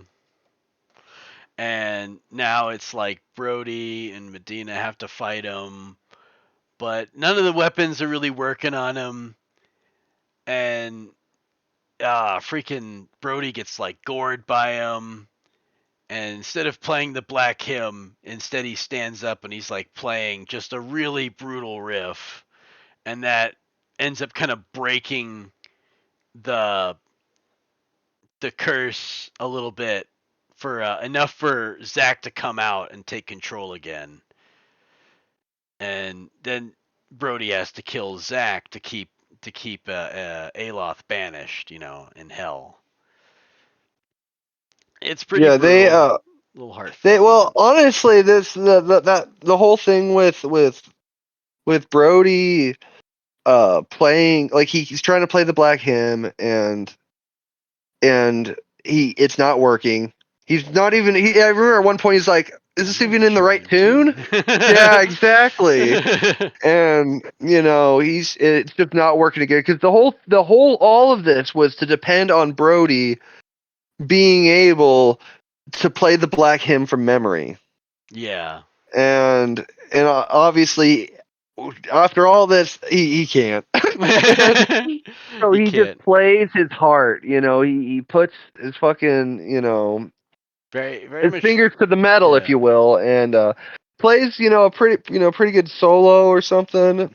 Can't quite remember exactly how it went, Yeah. I think but this is the song that Tenacious D talks about in I tribute. was just about to bring that up, dude.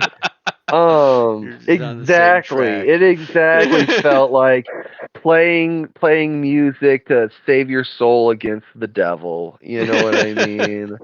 Yeah. Playing the best song, or winning on a technicality. Yeah. I do think that there was definitely some reflections of or inspiration of Tenacious D, Pick a Destiny Mhm. Mhm. movie. But anyway. But he and so this is actually the turning point for Zach. Mhm. This is the moment where Zach stops being a selfish piece of shit. This is the moment where Zach truly realizes what he's done Yeah. and is resisting that power because he was third in line. This was the Mhm. demon's third choice. Mhm. You know what I mean? Yeah. Uh, and he does have some resistance to it, and he in between that combination of his bond with Zach, or maybe just the power of metal itself, or whatever it is, brought him back for at least temporary influxes in and out of him, like, fighting to hold him back, and that's when he tells him when Zach asked Brody to kill him, Mhm. and that's I don't know. It's hard to explain. I felt like that was like really Yeah. as much It as I was. like, it was easy to despise Zach. Yeah. It was a moment where you like felt like you saw, the yin in the yang. You know what I Yeah. mean? There was a little good in all that evil after all. Yeah. Yeah. Like he wasn't totally selfish, and like it was a good climax to his arc, and like kind of like the climax to like Brody's character arc was just being able to kind of shrug off his anxiety and really just let himself play, play something that he took a chance on and he really Yeah. shredded. And saved the world, I guess, I think. Right. Well, and then he slits Zach's throat, and Mhm. with that razor necklace that they freaking had from like way in the beginning when they like first become friends and do like a blood oath or Mhm. something. with the metal fingers, Brotherhood of Steel forever stuff, you know. Yeah, yeah, And that's actually the last. That's what he says to Zack after he slits his throat. Was Brotherhood of Steel, dude. Brotherhood of Steel forever, or something like that, you know. yeah, yeah, And so, I don't know. It was kind of poetic, really, to hmm have that razor blade, which was in some irony a token of friendship. yeah, Was the same thing that he ended up having to use to end it. yeah, yeah. Because that was there for the beginning of their friendship, and now it's there at the end. And Yeah, then it kind of and then we get cuts. yeah we get the we get a time skip. Yeah, we had time skip Like 2 months I think the later. first time skip of the movie, aside from Yeah, like the childhood narrative flashback. yeah, and it's like the two. It says 2 months later in like the typical like metal band font, like. Yeah, yeah, the spider webs, the cracked pleather or whatever Yeah. you want to call Yeah. it. And it's like seeing how they've, he hasn't really changed too much, but you can tell he's a little bit more confident, and he's with Medina, and Medina has gone full on. She's full on arced out into her metal transformation, and they're Entirely. She kind of looked like Avril Lavigne, though, to that's me. that's that's what Anita said too. She looked like Yeah, well, Avril she's got a Lavigne. good eye because I felt the same thing. Hmm. Total Avril Lavigne vibes on it, I will say, but still, they're talking about Mike cupping, and he says that a corpse does it, and she corrects him like an actually moment. If you know that like Yeah, YouTube channel, actually, it was like one of those things, yeah, It was like yeah. actually, She really's you kind of know. come around to like really knowing her shit in the metal world. Yeah, she's like, no, Barnes used to do it, Fisher's straight from the guts. And that's where he's like, did I just get schooled? And now it's getting to the point where she is teaching him about like Yeah, metal facts, into like yeah, some of his favorite things. She knew some things he didn't, or yeah, at least and they're yeah, kind of growing as metalheads together, yeah, because of it. They exactly. got I think they have Bullet Belt's Deathgasm song playing in the background that they're listening to while they're critiquing about mic cupping. I think they're literally critiquing Bullet Belt's Deathgasm song about the mic cupping in it, I think. That's awesome. I guess that's kind of like a lot of like I think metalhead dream, like their dream is like to be able to like kind of bring someone else on a metal journey, like especially like a significant other, and then be able to like relate with them later on about it. I think Oh, that's absolutely. you know She even got a tattoo. she got the tattoos. And it was a Yeah. tattoo of I think I think it was her, right? uh With an yeah, it was axe. her with it. Yeah, it was her with the axe, and I think she was holding like a demon head or something. You know, Someone ought to I do a don't know. It kill was really count to see who cool. got the most kills. But I could. Actually, I watched the kill count video, and I actually have it later on. Oh, So just okay. give me a minute. So we're pretty much there.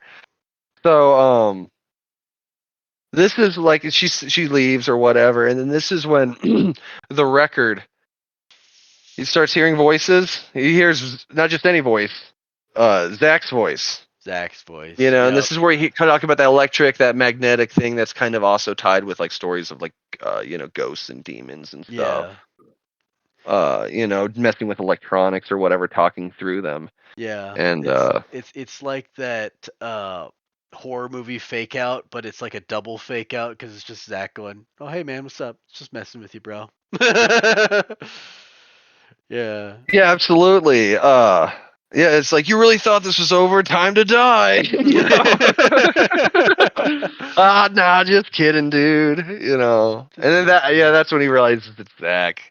Mhm. And then we actually get an after credit scene. Did you see that? Yeah. Yeah, I saw the post Okay, credits good. scene. I loved that. Because I loved it too. Well, first before we get into the big part, He's asking him like Zach what it's like being dead, you know, and he talks about how he can he's meeting like music legends, and I think he says Dio, Kurt Cobain, Yeah. Dimebag, John Bonham, and then he said Paul Paul McCartney. McCartney. And now that's where I'm just like, he's either Kurt. Okay, so Paul McCartney is alive right now. And in fact, I'm pretty sure he's still making music, but he's definitely alive right now. And Yeah. so he's either dead in the canon of that movie, or Zach can't tell like any of the Beatles members apart, and it's either John Lennon or George Harrison. I know, yeah. It kind of makes you I don't. wonder. That's all I could think. Yeah, for that. I almost kind of wonder if it's like a nod to like some of like the Beatles like records you could play backwards, and it was like the one that just said Paul is dead, Paul is dead. Oh, I didn't even think about that. Yeah, I remember my Oh dad no, telling dude, me you that nailed it one. right. You nailed it right on the head. Well, there you have it. That's so funny that you caught that though. Like That's funny that I caught it, but it didn't put it. I got one half of the piece, and you got the other half, man. yeah, That because worked out. That actually worked out well, and that was not planned or staged. that's awesome, dude. That was cool. I loved it. The last thing they do on those end credits is talking about reuniting the band and what they're going to call Oh themselves. yeah. You know, going back off. Remember when freaking Yeah. Brody wanted to go back and list more? This is them listing more. We finally get that. Yeah. That from that tease way in the beginning. Yep. Yeah, yeah. Do you remember any of them?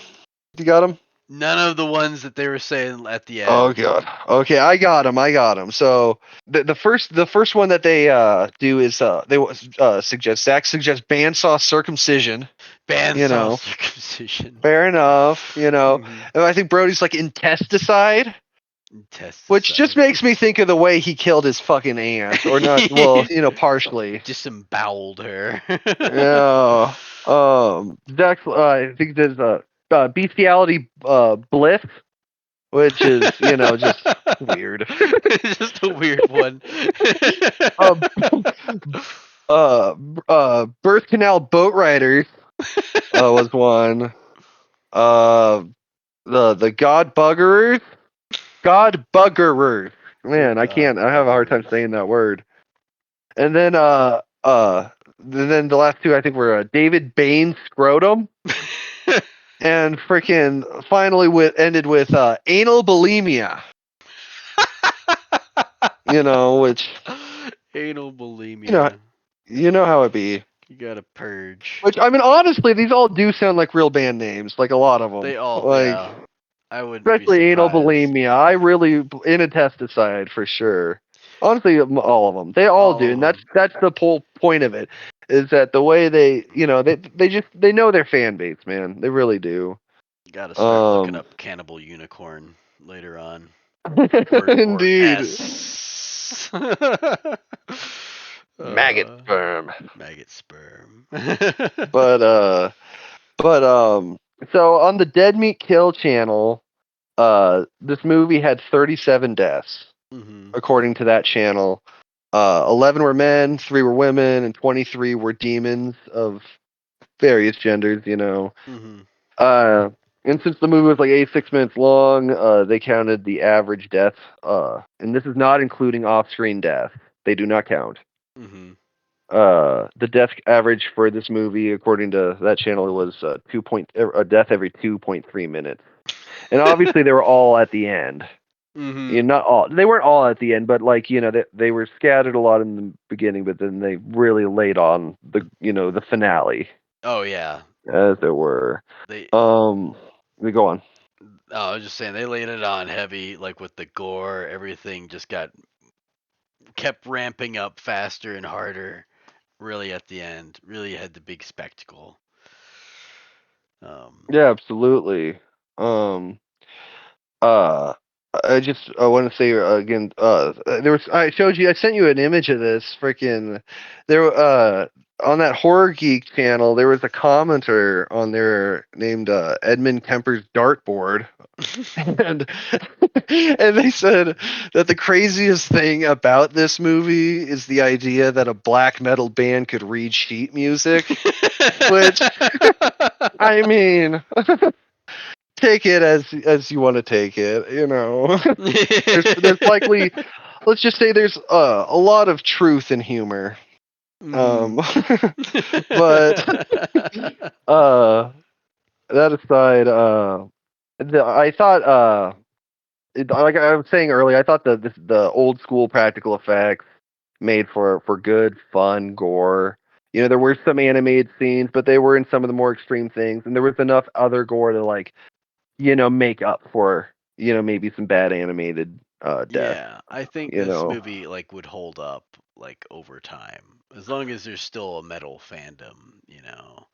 yeah, this is going to be a metal cult classic forever. Yeah, because Um, it really does like their use of practical effects was really smart because it really kind of holds on the life of the film and like they did use CGI in there, but it was pretty sparingly. And when they did use CGI blood and stuff, they made sure to also put in some like actual spatter.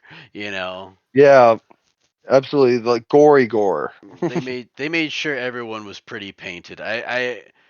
I imagine if they really wanted to, they would have had a scene like in the remake of Evil Dead where it was raining blood. I feel like they would have wanted to go that far, but I think they had some budgetary constraints. I think that's also why that Yeah, montage I felt think it was kind of actually short. made really fast too. I can't remember how fast, but I think that this film was shot like in a very short period of time, Yeah.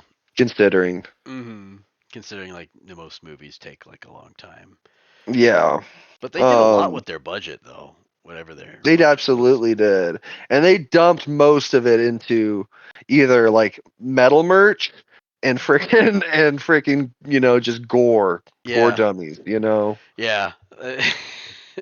Gore dummies and getting the bands to play for like to play their music and stuff like Yeah, it's absolutely. great.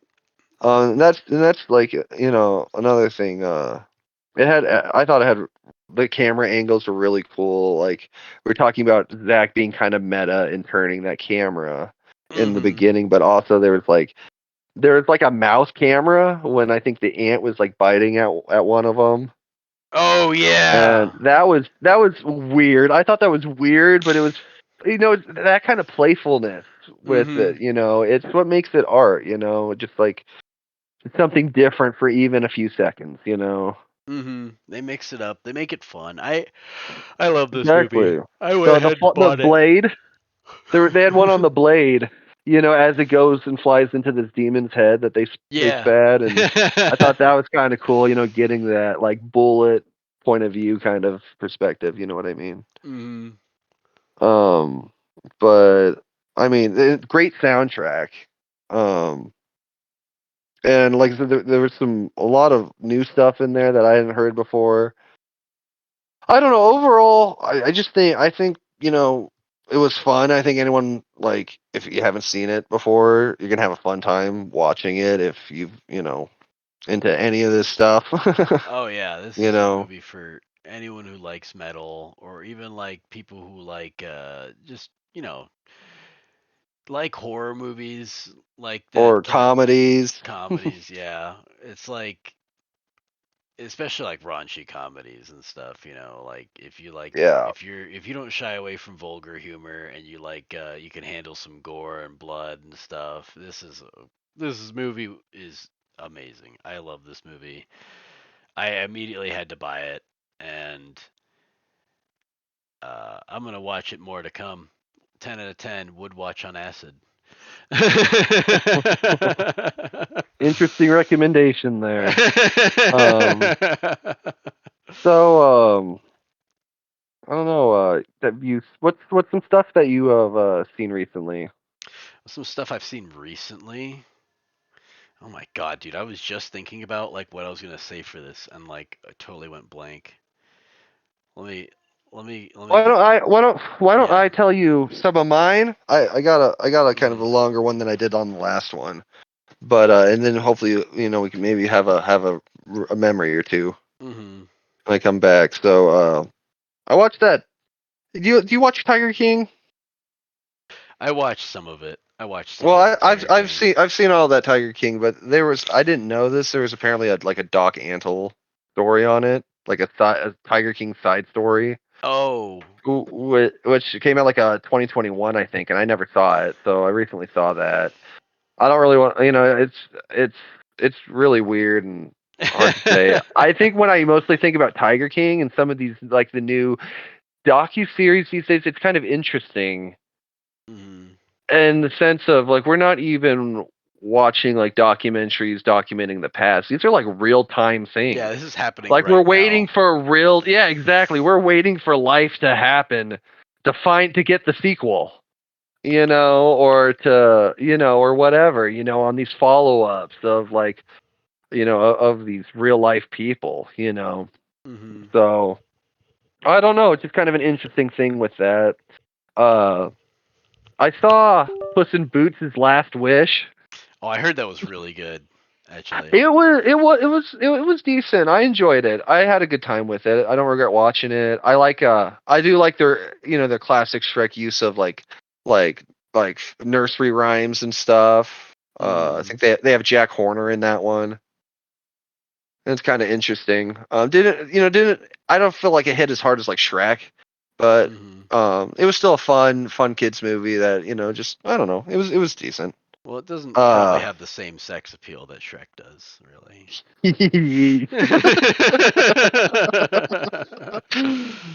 uh, That ogre. It's all our Lord ogre and now. Savior. It's all ogre now. It's all ogre now. He is love. He is life. Um. Uh. So moving on. I Yeah. watched a little South Park. Yeah, been I might keeping not up on have. it. I can't remember if I've seen the most recent episode, I don't but think I have. I've been trying to keep up with it though. I The might be just one episode behind. the big Um.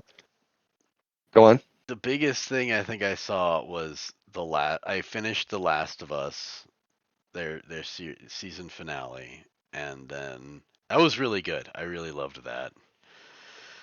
Yeah, I That was a remember you saying blast. last time you were talking about it. Hmm. I Just still have. Unfortunately, I haven't updated since our last podcast. I'm still last was on episode 3. I had plans to watch it, but mm, I didn't get to because this week I ended up spending that time finishing Cobra Kai oh goodness. season 5. I think. How many They're seasons coming. are of that?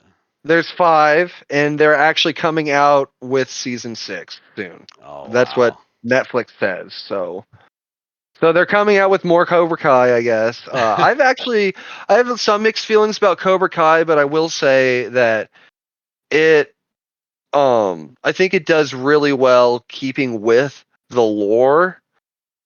Um although I never saw that one weird Karate Kid with like the Miyagi teaching like a girl or something, like Hmm. 4 or something. I don't know. I never saw that one. But true to Karate Kid 1 through 3, the movies, including the actors, dude. Pretty much every actor that was on that movie that's still alive Hmm. is in Cobra Kai. That's pretty incredible. That's pretty incredible. It I will say that is impressive as a fan. That is one of the best things to see. I didn't I didn't The realize it familiar had faces. I didn't realize Kid had such a dedicated fan base. To be honest, I liked the first movie, and then I kind of watched some of the others, and I was like, they didn't Well, really totally stick with me, but like seeing so many people just get on board with Cobra Kai, it just kind of makes me a little happy, Like, yeah, I actually when I went into it, when I first started Cobra Kai a long time ago, I'd only seen Karate Kid 1 and 2, hmm and and it was mostly the first one, which did actually have a big influence on me when I was younger. Just as, I don't know, it was just one of those movies, part of your childhood, and yeah, not just mine, generations. I mean, this movie came out in like the '80s, right? hmm Um, It's just it's had time. It's similar to like Star Wars and all those other things. It's had time to generate generations of a fan base. Mhm. You know, and um Oh yeah, totally. well, yeah, I guess that's all I'm gonna say. I'm just kind of sounding like I'm sounding presidential. So I um I did also watch. I watched this first Scream movie like a couple times, like a while ago, and then I've never seen any of the sequels, and I was just like, finally kind of caved, and I watched 2 and 3, and I thought nice. they were so funny. I was like, Yeah. it kind of like made me like remember like these were marketed as horror movies, but these are like very much not taking themselves that seriously, you know? Yeah. No, Like absolutely. No, it's been over a decade or so since I've seen it. And the last one I did see was actually Scream 3. And it's actually really funny that you're bringing up Scream because Friday, I mean like just yesterday or so, I was going to go see Scream 6 even though I hadn't seen 4 or mhm. 5. Mhm. Scream 6, I think it's got Jenna Ortega in it from like Wednesday. Oh yeah, Um she's been in quite a few like little horror things, hasn't she? She was in this movie X. I saw oh her in. yeah. Yeah, I and haven't that heard of X. it's really good. I really liked it. It was actually just came out this last year, and then it had a sequel in the same year, which is kind of a prequel named called Huh. Pearl. Yeah. It was Huh. yeah, Hmm. it was pretty Yeah, good. I'm I not liked it. familiar. Well, that's good. Yeah, no, I've enjoyed her. What little I've seen in her. I enjoyed Wednesday for Mhm. sure. And I didn't get to actually see. That's just it. The theater, the way it was going, I was just kind of communication thing. I thought they ended up changing the thing, and they weren't playing Scream 6 anymore. But so I Oh. ended, yeah, that day I think they changed it, which was really upsetting. But I ended up seeing instead 65, which I didn't know anything about, and it was actually surprisingly good. It was Adam Driver. Adam Driver It and starts Kylo out with him Ren. in, it starts out with him in space, or on he starts out with him in a different planet, and then he goes to space. And at that point, when he's in space, I'm like, is this a is you know how we are talking about how just crammed Mandalorian into Boba Fett? I Yeah. feel like they're cramming Kylo into this movie for a moment, just for a moment.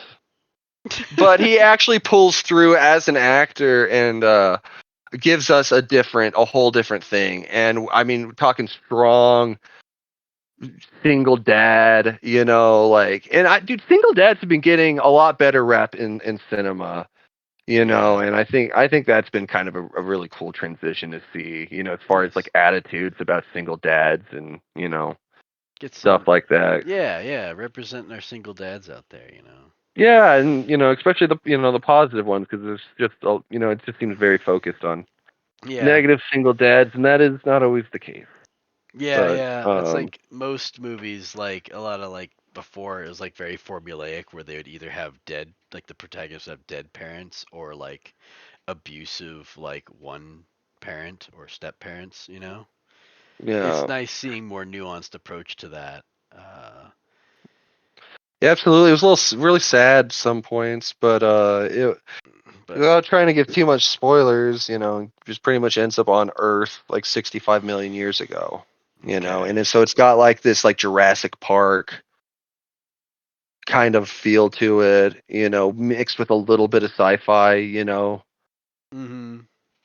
Yeah, no, that's pretty cool. I like So Adam it Driver. was a He's surprise. Like I said, I didn't know the movie at all. So walking in on that 65 was actually a pleasant surprise. Well, that's good. That's good, man. You go in there with Yeah. no expectations and you end up with something kind of good. I like Adam Driver. I think he's done really impressive acting, and it sounds like he's might get some more leading man kind of roles too, which would be good Oh for yeah. him, I think, you know. But I still want to see him Yeah. in some more of those kind of like low key kind of dramas roles that I really think he does great in. Like he's in that Marriage Story one. My brother loves that one, and then there was another one. I can't remember the name of this movie right now, but he was like in it with Daniel Craig, and I really liked that one too. It was pretty funny. It was pretty weird, but it was a good movie. He's in a few others, but Yeah, I know he's a very talented actor. mm. The only other thing I could think of that I've been watching is that that therapy gecko, Lyle Forever. Oh Though, remember that yeah, the yeah, gecko guy? I don't know. yeah. I've been watching that. I've been listening to that lately. And I don't know. It's just kind of one of those, non-serious. Like if you're, I don't want to say like just want noise in the background because you're sitting there, you're listening, but just to have something to Something fill the playing. void of silence. You know Oh what I yeah. mean? So you're listening to them while you're doing stuff, and it's just kind of funny some of the things people talk about on it. So Hmm. that's been kind of fun. Yeah, Um, for me, I've been listening to. I listen to a lot of audiobooks and stuff when I drive. I have like kind of like long drives to go on, so I've been listening to. I'm on the last book of the First Law series, which is like there's like 10 books, so I'm on the last one right now, and it is so good. It's probably the best series I've read. I'm on Wisdom oh of wow, Poets. Yeah, it's a fantastic series. I recommend it to anybody who can read or listen to books. right? the Don't even have to read, don't even have to. You got Stephen Pacey for that, and Stephen right? Pacey is a fantastic narrator, and the author is a fantastic author. Enough said. Nice, nice. If I try to Enough said. if I try to explain the book to you, it's gonna sound generic, but like when you listen to it, it takes so many different nuances, and it really does kind of keep you guessing, and so many Oh, things that come back later. absolutely. Sounds like a fair pitch to me. Well, you Hmm. hear to hear. Um, I want to talk a little bit about some stuff like to look forward to, like not necessarily with our channel yet, but Hmm. with like just stuff going on in like nerddom in the nerd world. Hmm. Uh, First of all, do you like Avatar: The Last Airbender? Yeah, I liked it. I Atla? I only watched the Avatar Last Airbender. I never watched Legend of Korra. No. I should. I do want to at some point, but I never do. Yeah, I've watched them both. Korra, mixed feelings about Korra, but I will say Korra does do better to explore like the spirit world and stuff like that, and some of the lore as well Hmm. in the show, and does help expand and kind of, I don't know. It has its part to play. Hmm. Um, they they're working on new Atlas, and I'm not just talking that live action movie with Netflix, which I mean, I'm a little skeptical about it because of The the last one. last the Forbidden movie, which I can Yeah. only describe in one word, ung. But um, Oh yeah. trying not to be too because that's they didn't Netflix didn't do that, so we'll see. Yeah, we'll But see. also, they're on thin water with The Witcher, but well, that's also another thing. It's a whole other can of worms, which oh my Yeah, god, I could. uh, I know. Let's save that for another one, Okay. Witcher. But the but I'm gonna just wait till it's out to have an opinion on, which I think it's supposed to come out this summer or something. The live action, but not the live action. 2025. Okay. They're doing working on I think animated movies and I think maybe even shows.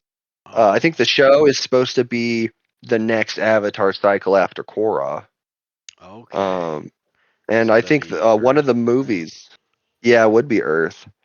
And the I think they're also talking about making like an animated movie about Aang and the gang when they're older. That'd be pretty cool. That'd be pretty Yeah, cool. so I am hopeful for those. Yeah, I think You that know. I heard a lot of people saying that there was some stuff that was explored in the like kind of comics for Zuko's, I think, mother Oh, yes, that there never was. got explored in the animated series, and Oh, even I don't want to give too much of a Korra fucking thing, but Korra, literally like episode 1, uh, pretty much they talk to pretty much Katara's grandkids are talking to her, and they're like, "Whatever happened to Zuko's mom?" And then they like something interrupts them, and they just brush on, like they literally mock not dropping Zuko's mom in the animated series and only in wow, the that's comics. cold blooded. Because only the comic book readers or people that watch people go through the comic or something, Hmm. know what happened to Zuko's mom. Oh Which wow, yeah. is a whole nother thing in itself that we can talk about later. But I got Hmm. most of that stuff from Emergency Awesome, which is the YouTube channel. But moving on, there's some talks about new Lord of the Rings. Oh dear.